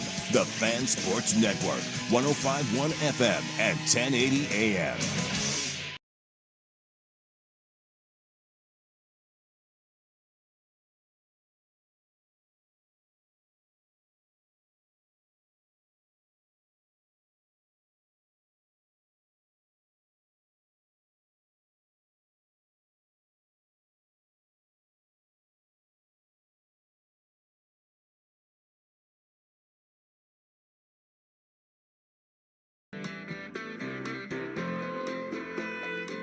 All right, one more hour to go. Thanks for hanging out with us. We'll get you to 1 o'clock where you'll catch Ducks Insider. 2 to 3 is the Fan Happy Hour with Luke Anderson, and then it's prime time. 3 to 5 today, which cuts short our 13 hours of continuous local programming. But you know what? We're going to count the Seahawks as local programming It's mildly today. local. Mildly local. Regionally. Regional. That could take us all the way to like midnight of local programming here. Maybe not that far, but you catch my drift. It might, 15, 16 we hours might get of close to regional broadcasts right here. Local/regional. The Fan Sports Network, 105.1 FM, 1080 AM. Like I said, you can catch the Seahawks game. That's 7 o'clock tonight. Pregame starting at 5. Damn those guys, and they're only 2 hours today. Must be nice. Good place to be on a Friday. Must be nice. I will be in my vehicular driving. I can't decide if I'm going to go down 84 to 97 or if I'll take the back way around Mount Hood. It's prettier, but it takes longer. Google Maps. Well, Google Maps says to go out 84 all the way to Dalles and then cut south. There you go. Well, and look, let's face it. But if you go around the mountain, it's a lot prettier. Let's face it, in the next couple hours, that could change drastically, too. That's the truth. I have to go home first. Ooh. Well, I didn't get everything done I wanted to last night. Back over the bridge and then back over the bridge again? Yeah. Playing with fire, my friend. Well, I'll go 205 on the way out, no matter what. Maybe I'll take 14. I guess to at least the no Washington lifts side. there, right? Yeah, no. Oh, it's looking pretty craptacular on the old weather. There's like a 70% chance of rain. That's here. Yeah, I'm saying like for basically the rest driving of the night, out of here. Should we have an update as to where I'm going? It is currently 77 degrees right now, not raining. Going to rain at 3 a.m. till 8 a.m. Guys, I'm at Stafford. Look out. Look out, buddy. Look You say you're going to out. Maupin, is that right? I'm going to Maupin, Oregon. See you at the Rainbow Tavern tonight. Yeah, I got to go home. I didn't finish everything that I did that I needed to do. How? Because I didn't do anything the days before. I was saying, I was like, how? Yeah. You have zero responsibilities right now. I know. and I'm did you also say- not done packing. Did you say to 97 or 197? 197. Okay, sorry. I thought I heard 97. Wait. Like, wait a second, my friend. What is 97? Well, it's another like north-south highway. It's just, Oh, no, it's sorry, further my bad. east. 97, no, that's way out in Biggs. No, I'm going to 197 Okay. to cut down through Duford. Yeah. How long of a drive is it to Maupin? Like 3 hours. Okay. I think. I don't know, man. I just do it. Direction. I just know how to go and how to get there, and I just do it. From here, 2 hours and 7 minutes. Oh, sick. But what about my house, though? Yeah, I don't know about you folks in the Couve. How about that? Well, and it's like, I don't even live in the Couve, what dude. part of the Couve are we talking I about? live way up there. We're not Well, if like I had a Hawkinson, cap, right? if I had a numbers lock on, Well, this guy, he's going to get mad at you where on the numbers that you put on Mill Plain. So, Right, exactly. well, I mean, it's called Mill Plain. It's not a number. 221. 221 currently, and that's with a lot of red on the Glen Jackson Bridge. There you go. Yeah. That's doable. Forget about it. I might even stop for a beer. I don't know. A singular. And it's only like another 6 you're not minutes rafting. or so if you're taking 26. You're not rafting. If you go 26 instead of 84, it's only another like 6 minutes. Yeah, it's a lot prettier too. Yeah. But it's a lot of climbing. You waste more gas mileage. Derp. I do remember one of the first times I went to visit my wife's family in Idaho with her. And on the drive back, we decided to take the southern route, 26, instead of 84 and stuff, not realizing it was literally going to add like 4 hours to our drive.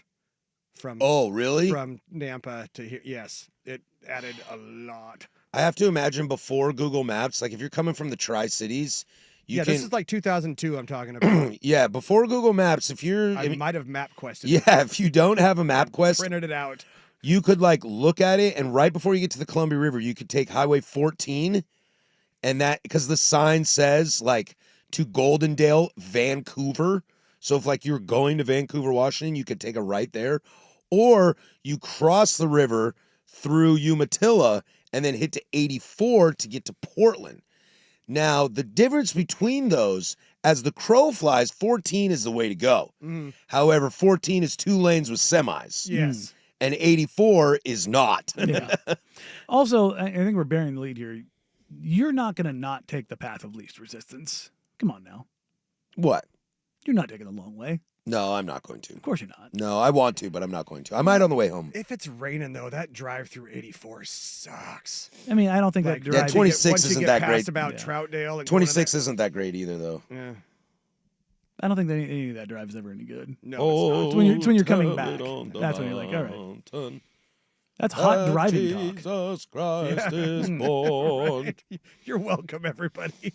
Glad we bored you to death out there. You want to inject some more? Happy Friday. Want to inject some more of your fantasy baseball in here? We could really Hell cap no. this thing off. You want to tell me more about your golf game, bro? Because that's the same. Hey, well, no. We get good feedback on First that. hole I got a bogey. Second hole I parred. No. Third hole I got Nobody a birdie. cares. I don't ever lay out the score by score. Nobody cares. Only thing I ever share is the Eagle, man. Nobody cares. It was glorious. The like an American freedom bird. Caw! The NCAA Division I Committee on Infractions came out with a ruling today on the University of Michigan and their sign-stealing devil ways. It just means less in the Big Ten. Yeah, that's exactly what it comes down to, because this punishment is just absolutely hilarious. It's fantastic. I think the most thing that comes from it, obviously there's a big fine, which is a hefty amount of money. It's like $20 million fine. It could eclipse 30. Yeah, it could eclipse 30. It's a hefty fine, that's for sure. Sharon Moore is going to serve another game of suspension, so that will be 2 of them now, week 3 and week 4. Coincidentally, he's not going to miss the Oklahoma game. My Heisman candidate right there. But he will miss an extra game on top of what Michigan already imposed on themselves. They're self-imposed 2-game. They're on a 4-year probation. Just, I don't even know what kind of probation. It's like garbage probation. It's like double secret. No, it's not even that. It's like not even the good kind. Connor Stallions, who's never going to be in college football again, has an 8-year show cause. Oh, and Jim Harbaugh got the Pete Carroll treatment of a 10-year show cause. Who, again, will never coach in college football again. Exactly. What is fascinating to me the most about this, really, is that there are reports coming out that the NCAA has enough to postseason ban them for many seasons. And you want to talk about cowards. That is a coward. Yeah. To have that and not do it, that's some 7-9 bull. Look, my pettiness is always going to be very high on this after what USC got hit with. What happened to them? I don't remember. Didn't they not play football for like 6 years? They stripped them of a title. They removed 30 scholarships. They stripped a Heisman. Yeah. I'm surprised they didn't go after Leinart's. I mean, it was absolute. I mean, it was because he's a rich white kid, huh? Well, yeah. It was the closest thing to the SMU's penalty that has existed. Twas. They absolutely have to it's because they didn't cooperate. Michigan didn't cooperate. Ohio State didn't cooperate. Oregon didn't cooperate. Like nobody cooperates. Nobody cooperates. Are you kidding me? Cooperate. Huh? Auburn. Auburn. Nobody cooperates. Like this whole no, it was a vendetta against USC. It was. And Why? Was down. Why? Because Mark Emmert's a bleep hole. That's why. He likes Michigan. It was big Rose Bowl guy. Well, they wanted to trump their power.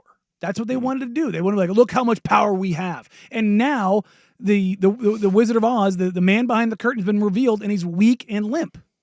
Yeah. They've never had any actual teeth. And now the reality, when this stuff first happened, Dusty and I were talking about this. I go, this is what's going to happen. They're going to tell them to go to hell. Mm-hmm. And that's basically what they did. Because there's and to be fair, there shouldn't be any penalties behind this because everybody cheats. Everybody does something. They just got caught. Now, does everybody do it to this level? Probably not. But to act like that, there isn't sign stealing and there isn't, backdoor deals with recruits and all this other, it's all there. If you're not cheating, you're not trying. It's just a matter of getting caught. And it's just like, I saw one of the college football newsbreakers earlier tweet something along the lines of, this tells you right now, if you're operating within the salary cap within the NCAA, you're a sucker. Yeah, right. You're a sucker because the ramifications it's you don't have to track money anymore. Well, not even that. It's just don't because there's no teeth behind any of this. None of it matters. I can literally give you $20. You're gonna register that somewhere. Yeah, but even if you're talking to the millions, you don't have to operate within the salary cap because there's no teeth behind anything. And everybody says, well, we need to have some guardrails. It's like, yeah, but what are the guardrails? You're basically going to privatization of college football. It's becoming professional, and in that the guardrails can be there, but everybody has to agree on them, and you're just not going to get even in a 40-team group. You're just not going to get everybody to fully agree on anything. You're just not. And so all of this is all very, very, very stupid.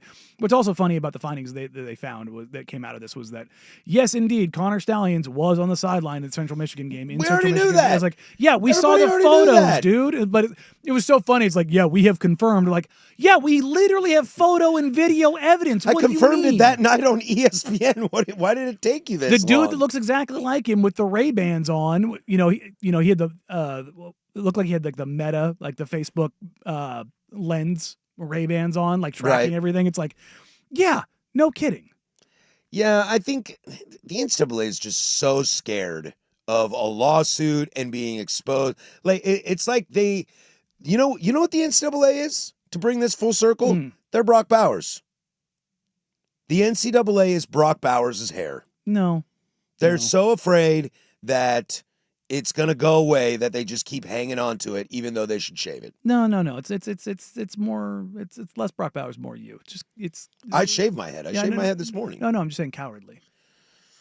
Don't you dare try to bring Brock Bowers. He's a saint. Wow, we got a break. He's a saint. You know what? Let's break. He's a saint. God. Mom and Dad, stop fighting. Trying to make a good analogy here. No, you went after the saint Brock shots Bowers. at me for being a coward. You went after Brock and bald. Bowers. Unbelievable. No, see, you inferred the bald. I was just going cowardly lion. Let's get out of here. I don't feel good.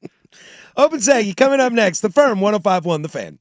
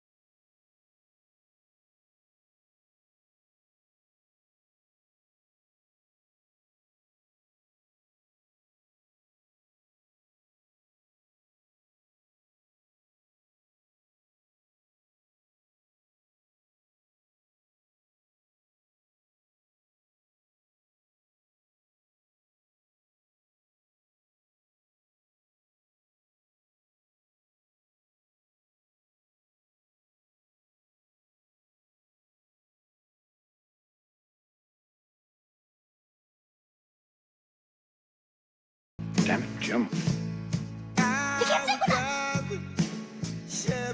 Coming up in about 15 minutes, we'll dive into some football. Joking, we're just going to talk football a lot. But NFL Seahawks play tonight. Sam Darnold makes his debut in a Hawks jersey. Go Hawks. So we'll get to that in about 15 minutes. Closing argument, something real cool my buddy's doing this weekend. Would you be willing to do that? Would you be willing to do that? You know what's like, if you take the last 15 minutes of conversation that we just had on this program, this fine sports program, the amount of concern, the amount of actual conversation we had about the NCAA's punishment to Michigan sums up exactly the amount of power and the amount of level we care when it comes to the NCAA. No, we probably talked about that story, which is, for lack of better terms, the bigger news story of the day. Sure. Right? It's kind of a slow news Friday. Maybe something cool will happen on a dump at 5 o'clock. We knew this was coming. We knew this was coming, so we could kind of lean up to it. But that is how absolute garbage and non-factory the NCAA is. Of that, they don't matter. Of that 15-minute segment, I think we talked about the NCAA for 2 minutes. Yeah, and we were like, you do not matter. They don't matter. And they haven't for a very long time. And finally, everybody just said, screw you. And I'm glad. Yeah. I'm genuinely glad. I think it's tough, though, because it's always going to be a school that gets in trouble, quote unquote, like this. There's always going to be a large contingency of fans that don't like that school. Guilty as charged. To be fair, I really don't like any Big Ten schools because that's just how I was grown up. Sure. I mean, I'm starting to change and adapt and evolve because the Big Ten isn't the Big Ten that I grew up with, so I don't just like instantly hate SC and UCLA and Oregon and UW just because they're in the Big Ten. But I grew up on that old, like, hate the Big Ten. So I have these old, like, buried down hatred for Ohio State and Penn State and Michigan. And, I mean, hell, even Michigan State and, even the Marylands came around late enough and Rutgers came around late enough for me to be mad at them. So what I'm saying is you're always going to have a fan base that is like, this is BS. Michigan got off light. If they had the evidence to ban them for postseason for years, they should have, et cetera, et cetera. But the reality is that nobody's going to get that. So the thing is, like, nobody's going to get that because they're too scared to not, like, they're that guy. You know what they are? They're squeak in basketball. That's the NCAA. They're trying to be around the cool kids of the Big Ten and the SEC, which are Matt Stone and Trey Parker. And all they do is call them a bitch for 2 hours. And you rip on me 13 or 14 more times, and I'm out of here. Hey, I said no Steve Perry psych outs. Yeah, like that's the NCAA. Yeah, no, it's like they want to hang out. Like, why do you want to hang out with a bunch of people that hate you? I don't. I'm out of here. I mean, I'm only here with you idiots because I get paid.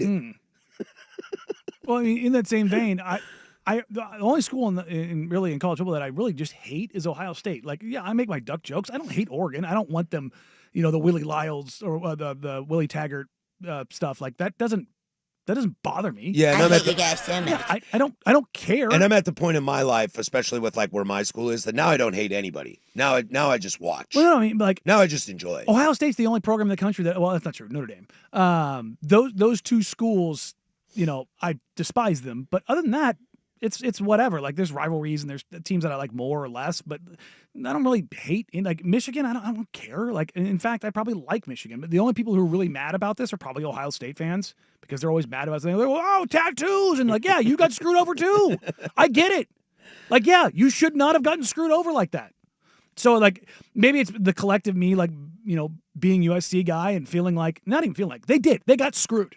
Yeah. They got screwed, and they got screwed in a manner that it was not.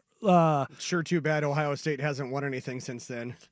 Yeah, poor guys. Yeah, I know. So tough. But like the entirety of it, like the NCAA just doesn't matter. They're not irrelevant. They're not a thing that, like, they shouldn't be a part of this. That's where I'm at. And but the fact remains though that they still are.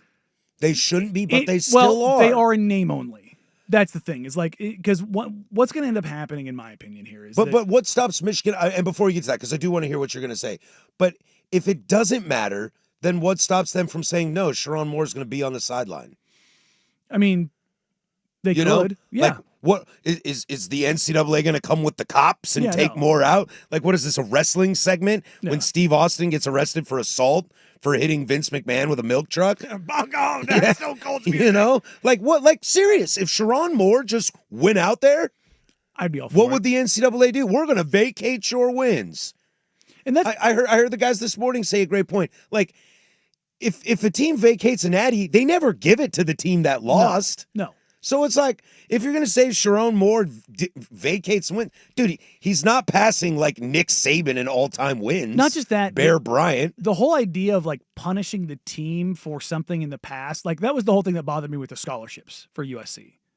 You're punishing the future of the program for the past of the program. Well, It's that's what the hell is that all about? That's the thing that bothered me the most. But that's what the NCAA said about this. Why they're not banning them from postseason because it hurts the future players, and I think that's garbage in a transfer world. The players have more power than ever. But what else are you supposed to do in terms of a punishment? Fines. Well, okay. Fines. So they find them. I mean, it could be upwards of $30 million. Like that's not an insignificant amount of money. No, yeah, but there's still. I guess, long story short, there doesn't feel like there's really any sort of right way to punish. I mean, yes, you said. Well, no, because you're punishing the the institution. You're not punishing the players, which that's the thing. It's like, but if you're but that does also kind of vicariously hurt the players if you're punishing the institution with those kinds of financial things. You know what I mean? They're fine. I get it. I mean, I just don't think we're anything playing semantics here, but yeah, like nothing's gonna happen. Like if they violate any of these probation guidelines, they're not going to be egregious enough to start an investigation. So what do you really care? Well, I mean, they could be easily. Who And cares? they can find whatever they want. That's the thing is, you could go into any university, any institution, any program in the country, and find the same things. Whatever school you're a fan of, they do this. Except for mine. No, they do it. Mine's squeaky clean. No, they all do it. I mean, mine literally doesn't have money. They try. They're just not very good. Yeah, that's the thing. We just don't have money. You don't have the money to actually go be like really good at it. So, our coach is from D2. So I mean, like, but at some point, some level, it's like, you know, that's how these things happen. And this comes back to the point I made earlier about the whole cable thing, and as it pertains to college football too. Just get to the freaking 40-team super group and get some loose rules around this stuff. And again, I want it to be loose and everything, you know, because whatever rules you put in place, every team that's in that group that says, hey, we're going to spend money, we're going to do this, we're going to go after it, is going to find every potential loophole imaginable. Without a doubt. Like, that's what's going to happen, no matter what rule you put in place. And here's the thing, the rules that you put in place are going to have unintended consequences because it happens with literally everything. Using the NBA as an example, or the NFL, or Major League Baseball with their CBAs. Every time they update something, they change something, there's some new unintended consequence that comes about of it because you can't have the foresight to think about every little thing and how somebody may or may not try to manipulate some certain rule. Because the second you have a rule and you try to bend around it, it opens up this whole other like path of doors that you can walk through. In the NCAA, what they always tried to do was keep everybody on the same path and close all the doors. Right. But the problem was you had the one door you were supposed to go to while having 50 other doors that you could go through. You just didn't need to get caught. Secretly, you know what I'm really looking forward to when the 40-team league shows up? Is who's the commissioner? Well, whoever that person is. Will they Urban fight? Meyer. Well, no, whoever that person is, like, does the Big Ten and the SEC have a fight as to see who wins? Yes, because my money's on Sankey. Well, because the thing is, it's a power vacuum. Well, I don't know. Is Petiti bigger than Sankey? I have a real suspicion it'll end up being a politician. Really? Yeah. Tommy Tuberville? Condoleezza Rice. Oh, dude, Condoleezza. She said she wants to do it. I'd be fine with that. I would be fine. But I would that. think like Petiti and Sankey, they should just get in a ring and just get some gloves on. You start seeing commissioners being hired that are former wrestlers. The winner gets to be the president of the new college football. There we go. Let's get Sergeant Slaughter in there. Yeah. You know, all of a sudden Iowa has just a crazy reputation because all of their wrestlers are now applying for commissioner of college football. I bet you Kirk Ferentz could fight somebody, even the ripe old age of 70 billion. Well, we know Brian Ferentz. Well, no, can't. except I was going to say, except Kirk Ferentz. The only He'd thing throw is, a punch, but it would be he'd miss. It wouldn't go downfield. Well, yeah, Kirk Ferentz wouldn't throw a punch. He'd just be in a defensive stance the entire time. Yeah, he'd throw that ball into a cavity of nothing. Yeah. Can I punt in the ring? There you go. Yeah. Can I punt in the ring? All right, we come back. Seahawks are on tonight. We're going to get a peek at Sam Darnold in this offense. we'll have some conversations and get enjoyed with that. You can catch that game right here on the Fan pregame starting at 5 o'clock after prime time ends at 5. We'll do that next, but first there's Russ with sports. Now, from the George McCoy and Warren Allen Sports Desk, a Sports Center update on the Fan Sports Network, 105.1 FM and 1080 AM. This update brought to you by Mountaintop Metal Roofing. No maintenance, energy efficient, fire resistant, and a lifetime warranty. Do it once, do it right. Visit mountaintopmetalroofing.com. First on the Fan, the Mariners trying to get themselves back on the right track. Dropping their last 2 to the Orioles. They're now in Queens for the first of 3 with the Mets. Luis Castillo on the bump for Seattle. Sean Manaea for New York. 4:10 first pitch on Root Sports and MLB Network. The Mariners now a game and a half back of the Astros in the American League West and a game clear of the Red Sox for the top wild card spot. Over in the NFL, the Seahawks indeed. Fans will get their first look at Sam Darnold in a Seattle uniform tonight as they welcome the Chiefs for their second preseason game. 7 o'clock kick on NFL Network and Fox 12. Coverage on the Fan Sports Network starts at 5 o'clock immediately following primetime. And over on the PGA Tour, FedEx Cup playoffs continue. It's the second round of the BMW Championship from Caves Valley Golf Club in Owings Mills, Maryland. And Robert McIntyre, he shot a 6 under 64 today. On top of that, he is now 14 under overall, 6 strokes clear of Ludwig Oberg, all alone in second place at 8 under par. Hideki Matsuyama and Scotty Scheffler are tied for third at 7 under. More sports scores and stories in 30 minutes. I'm Jeff Russ from the George McCoy at Warren Allen Sports Desk. Hurt and missing work. Insurance companies acting like jerks. Don't call your mom. Call George McCoy at warrenallen.com. The home of Ducks Game Day. Before and after every Ducks football game this season. The Fan Sports Network, 105.1 FM and 1080 AM.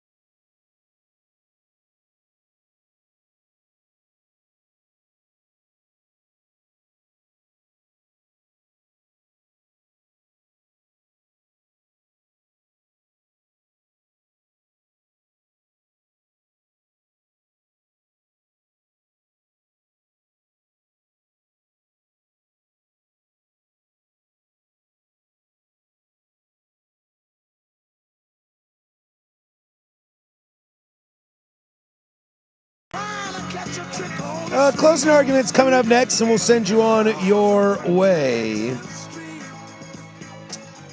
On the YouTube chat, get the guy who was Kane. He is a popular politician. Shots at Tommy Tuberville. I'm so embarrassed to know who that guy is. I'll tell you right now, I don't like any politician, let alone popular politicians. Yeah. Are you not? You might not be doing your job well if you're a popular politician. Yeah, I don't want to know who you are. Gavin Newsom's pretty popular these days. I don't know if you've seen him. Oh yeah. He's taking a new route of tweeting with all caps. It's pretty original. Pretty original. There you go. Yeah, I'll stay out of Probably some 24-year-old giving him social media Did advice. he invent it? Yeah. It's got big hands. Yeah. Real big hands. I just stay out of all of it. Tonight, Seahawks. Seahawks. Seahawks. Seahawks. The Sam Darnold era begins. Go Hawks. I'm one of those people that finds the Sam Darnold era is going to be pretty great. Well, what are you defining as pretty great? I think they'll make the playoffs this year. I think there's an outside chance they could win this division. Where I just want to have some dice and go, sure. Sure, maybe. What does the magic 8-ball say? Yeah, I don't know. I think Sam Darnold's always been a talented quarterback. I think he's just been in crappy situations. And, last year kind of showed that with Kevin O'Connell. And, I mean, there's still a lot of question marks, but, I'd like to see what he looks like in Kubiak's offense, I mean, I don't know how much he's going to play tonight, but I'd still like to see some of it. Ekatike 1-0 Liverpool. Shout out. But I'd love to see, I don't know. I like when quarterbacks go to new places. I think it's interesting. I think it hits me in the feels. Well, I just did the digital magical 8-ball and asked if the Seahawks will make the playoffs. It said, concentrate and ask again. Let's hit it again. Round number 2, better not tell you now. Okay, how about round number 3? What is this, a fortune cookie that just gives, thoughts and not fortunes? Cannot predict now. Okay, we're 0 for 3 so far for the Seahawks making the playoffs. The Magic 8-ball knows the NL West is an absolute wide open S show? Yeah, we're not getting anything out of this. It's we have yet to get a... Oh, there we go. Our first definitive answer. As I see it, yes. Nice! Whoop, whoop! On attempt number 5. So it just tells you it's going to come down to the end of the season, and then they're going to make it in at, 9-8. Still, that would still do it. Win the division at 9-8. There's still some... Here you go. Here, real quick. Shoot. Over under 9.5 wins for the division winner in the NFC West. I'll say over. They're saying there's a 10-win team in this division? Yeah. Okay. Maybe even 11. I'll take the under. Maybe even 11, because I think I am not on this Arizona Cardinal thing. I don't know if I'm ready to ride Jimmy G. I actually think there might be more stability in Seattle than anything, despite having a new quarterback. I'm riding Baker Mayfield. Yeah, which that turned out to be pretty good. That did turn out to be pretty good. I think it was like 2 years ago. Yeah, I might strap myself to this, and I don't know why. Seahawks have drove me crazy over the years just because they're so unpredictable in that mediocrity where sometimes they take a step back and you're like, okay, blow it up, start from scratch, but then they take that step forward of mediocrity and you're like, oh, you're onto something. But the quarterback's Geno. This is what we need to get you to gamble because you're 5 toes down right now. I would argue that is more difficult, more of a reason why I shouldn't gamble. No. Because I don't know what I'm talking about. Well, no, because if you... I'm 10 toes down on the Hawks. That they're going to make the playoffs? I do, yeah. Firmly believe? Firmly. Let's load up that DK account. I don't have a DK account. We'll get you one. I don't have one. We'll get you one. What comes first, my DK account or my Twitter account? Well... I'm going to make you get one of them. Then it's probably going to be DraftKings, if I'm going to be honest with you. It's probably going to be DraftKings. The social media manager. Do you want to make a bet on which one it is? I don't know. I know one person I can talk. I know one person I can talk to that can change that very quickly. Oh, don't do that. That's not fun. That's not fair at all. Come on. I'm being nice. But no, I'll 10 toes down with the Seahawks, and that's why I'm excited. Is your stone cold lead pipe lock? Is the Seattle Seahawks going to make the playoffs? I don't know my stone cold lead pop lock is that what I said like. It was the word. What word did you use? I think there? you said lead pop like. Lead pop like. Yeah. That's what I was like. Yeah. No, my stone cold lead pipe lock of the year is that the Bills will make the playoffs. Oh God. There's 5 toes down for you. Yeah, all 10 on those, man. Yeah, I'm 10 down. I think this team is going to be good. There's still a lot to figure out. We don't know. I think there's still some position battles on the offensive line. Again, Which is certainly good for a quarterback that sees ghosts. Seeing Sam Darnold in the Kubiak system, I'm excited. But this team's going to run the football. That's what they're going to do. And I might even stop somewhere and watch the game tonight. At a bar. Well, yeah. There's not really like TVs in the desert. Well, I mean, I'd have to go somewhere. You're stopping somewhere to get a drink, then you might watch the game. Yeah. That's the order of operations here. No, because I have a cooler. I have a cooler full of all sorts of fun stuff. And I have this wood box that's full of all sorts of fun, cool stuff too. What? I'm sure you do. Yeah. You can keep your weed in here. Yeah. It's a Purple Crown Royal bag, bro. God, we loved those, didn't we? Oh, man. Definitely not a place a cop would ever look. Football Talk on the Fan is presented by Paramount This bag Plus. does not hold drugs. You can't count on much these days, but you can always count on Sundays with the NFL on CBS and Paramount Plus. Watch your local NFL game live every Sunday on CBS and Paramount Plus. All season long, visit ParamountPlus.com/NFL to get started today. However, this game tonight, you can catch right here on the Fan Sports Network. When we come back, closing arguments, and we'll send you on your way. This is The Firm on 105.1 The Fan.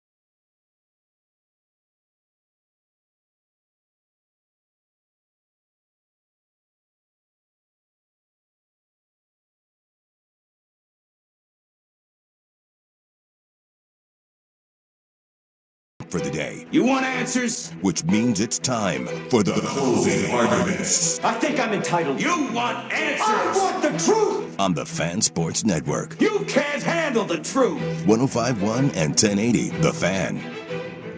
All right, this is closing arguments. We use this to kind of call it a day around here. Call it a week today. But stick around. We'll have Ducks Insider for you from 1 to 2, the happy hour, the fan happy hour from 2 to 3 with Luke Anderson, and then primetime from 3 to 5, and then get your Seahawks love tonight. Meh. What are you looking forward to this weekend, sir? Golf. It's going to rain, brother. I'll find a way. Yeah? I'm buying new clubs here in about an hour. Yeah, you are really excited. I'm going out. Danny tomorrow. flashed his I don't want to hear about what Danny flashed. He flashed his heavy credit card at me. I was like, I hate having to use this thing. I'm not cheap. I'm thrifty. Would you say the price of these golf you clubs? got like an MX Black over there or something? Yeah. Oh, geez. I was just joking. Yeah. I think the price of these golf clubs are going to leave a cavity in your checking account. Yeah, they are. And I'm going to be so pissed about it when I still suck. That's the thing. It's like, so I got fit, went through it for a couple hours, and I was just like, oh my God, these are so much better. Everything I was doing was just so much better. And it's like, you talk yourself into it. And I thought about it over the week, and I've had the same clubs for 11 years, and now it's like, all right, what do we do? Screw it, we're going to do it. And I'm going to go out there, and I'm going to do these clubs absolutely zero justice. I have a $3,000 raft, and it definitely made me a better rafter. Did it? Oh, yeah. Yeah, made you more sleek. Well, you can move around very easily, so you can make mistakes. How many person is it? You could have 3, 6, 7, 8. You could have 9 on it. Okay. You could have 9. When we did the snake, I would prefer 6. We did the snake with the guided tour deal. I think those get up to F4s. I don't think we did an E5s. I think the snake only goes up to 4s. F4s or tornadoes? Yeah. Oh no, what's the rating? I know. Well, no, it's the same number. It's not F. It's we call them class 4. That's right. Whatever. And they're Roman numerals too. Yeah. Okay. But it was a 4. Twister. Yeah. Use the belt. Hang on to the thing. This is like 24 years ago. I was in high school. Were you hanging on to Bill Paxton or Glenn Powell? But the rafts we had, they were 12-person rafts. They were huge. Oh yeah. You can get boats. Like I was like, damn, that's a lot of. And yet, by the time you got through a couple of those, though, we were down to like 7. Yeah. More than a few. My dad, he floated down the river about a mile. Yeah. Because he got tossed in like the very beginning of a section, and we had to pick him up much later. Yeah, I've done that. But no, that's something I want. Swimming. It's one of those things I want to go back and do because I did have a lot of fun doing it. Yeah, hell of a workout too. I hate swimming when falling out of the boat. That's what I call it. Like I love swimming. I swim, Well, that's not many swimming. times. That's floating and avoiding rocks. Yeah, dude. I hate swimming. I almost did that. Did you catch that? Yeah, I almost did that. I got a buddy who's out at the Standard Portland Classic right now, caddying on the LPGA tour. I'm really jealous of him for some reason. Like, I don't know anything about the women's game, nor would I know anything about how to, like, caddy. Well, yeah. You don't play golf, so I would imagine you would be a lot like the guy in Happy Gilmore, too. Yeah, but Bad Bunny out there. But for some reason, I'm, like, really stoked for this dude. He, like, loves the women's game. He loves caddying. The person that he usually caddies with couldn't make it this year, so he had to get with a rando. But I just think that would be something that's really cool. They let him know, like, hey, we have an opening in Toronto if you want to go to Toronto next week. There's a guy locally, released recently. His kid plays out in Newburgh at Chehalem. His dad or his uncle, I can't remember which one it was, I think it's Spieth's caddy. Okay. And I was like, oh, because this kid is incredibly good. He's going out to play Division I golf. I'm like, yeah, you clearly come from a golf adjacent family. Yeah. You know what I mean? Like that seems you can just tell. Well, I mean, think that's a backhanded way of saying you look rich. Well, I mean, yeah. I mean not just that, but like the way he swings, like that's a holy crap, that's a swing. Like even if you've never played golf, like you can watch me swing and go, okay, that's fine. Then you watch somebody who's like actually has a good swing, and you're like, oh, I watch him on TV all the time. I watch him on TV all the time. No, it's this guy Rory. He's really good. But when you see somebody in person who has a great swing, it's at least for me, I appreciate it, but it's also very frustrating. Yeah. It's very frustrating. I'm like, how? I want that. I want that. Get it for yourself. Don't want what other people have, Danny. Make your own. No. I want that. No, make your own. No, I can't. Be you. No, I'm not Jim Furyk out here looping the club around and Be just you. doing whatever and then making it be magical. Yeah, but you know that's Jim Furyk. Yeah. You got to be you. Yeah, no, I want to have somebody else's swing. It's sad, dude. I did once. I got my wife one year for my birthday. She got me a gift card for a private lesson at Red Tail. And yes, and sitting and looking at that video of my swing, I was like, oh boy. Pretty humbling real quick because there's what you feel. It's like, that's not pretty. And then there's what actually happened. You're like, crap. Yeah, I look like a wind-up toy. Yeah. It's bad. It's, I think my feet actually almost both leave the ground at one point. Ooh, a little hop? Yeah. Little bunny hop? It's not good. I do love where golf instruction is now because it's all like video and database, and I'm such a huge nerd. And anything that you do or don't do, it's like, well, here's you said you did this, but here's the tape. No, you didn't, dummy. It's fun. I like that. I like abusive training. I guess the good thing for my buddy who's out. Least surprising thing ever. I think the good thing. What does that make you? Makes you a masochist, right? Golf masochist. Yeah. There we go. I think the good thing about my buddy caddying out there is that his golfer has not teed off yet. Well, it's because up the leaderboard. Yeah. It's a fun deal. It's at Columbia Edgewater. It's Edgewater, right? Yeah. It's Columbia Edgewater, and I think she finished yesterday around top 5 somehow. Oh yeah, that's she a was late tee time. 6 under yesterday. Well, the problem is now though, if she's teeing off later, she's gonna have to deal with weather. Well, yeah, and the other problem is that she hasn't teed off and was in top 5 at 6 under, and the leader is at 12 under. Ooh, somebody had themselves a day. Well, no, I think Columbia Edgewater, they were only 5 under today. I think Columbia Edgewater is like letting you. They're like little scoring, letting you get after it. It's a scoring tournament. Yeah.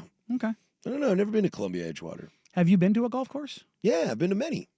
For beer events? No. I've been to some weddings at golf courses. I have been to restaurants at golf courses. There you go. Have you ever played a round of golf? Yes, one. Okay, you have. In Bend. Okay. Yeah. Don't know where it was. That's fine. Yeah.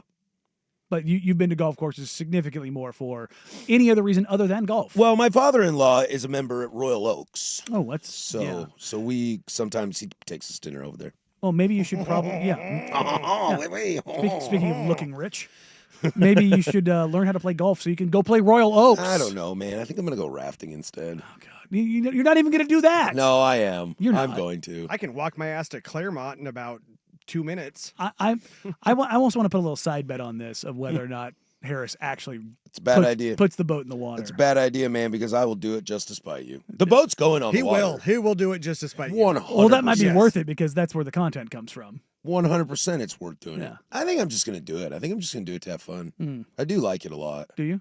I do. You did buy a boat. I did buy a boat. I have this giant sleeve. The worst thing you can do is be boat person. Like, what do you tow it with?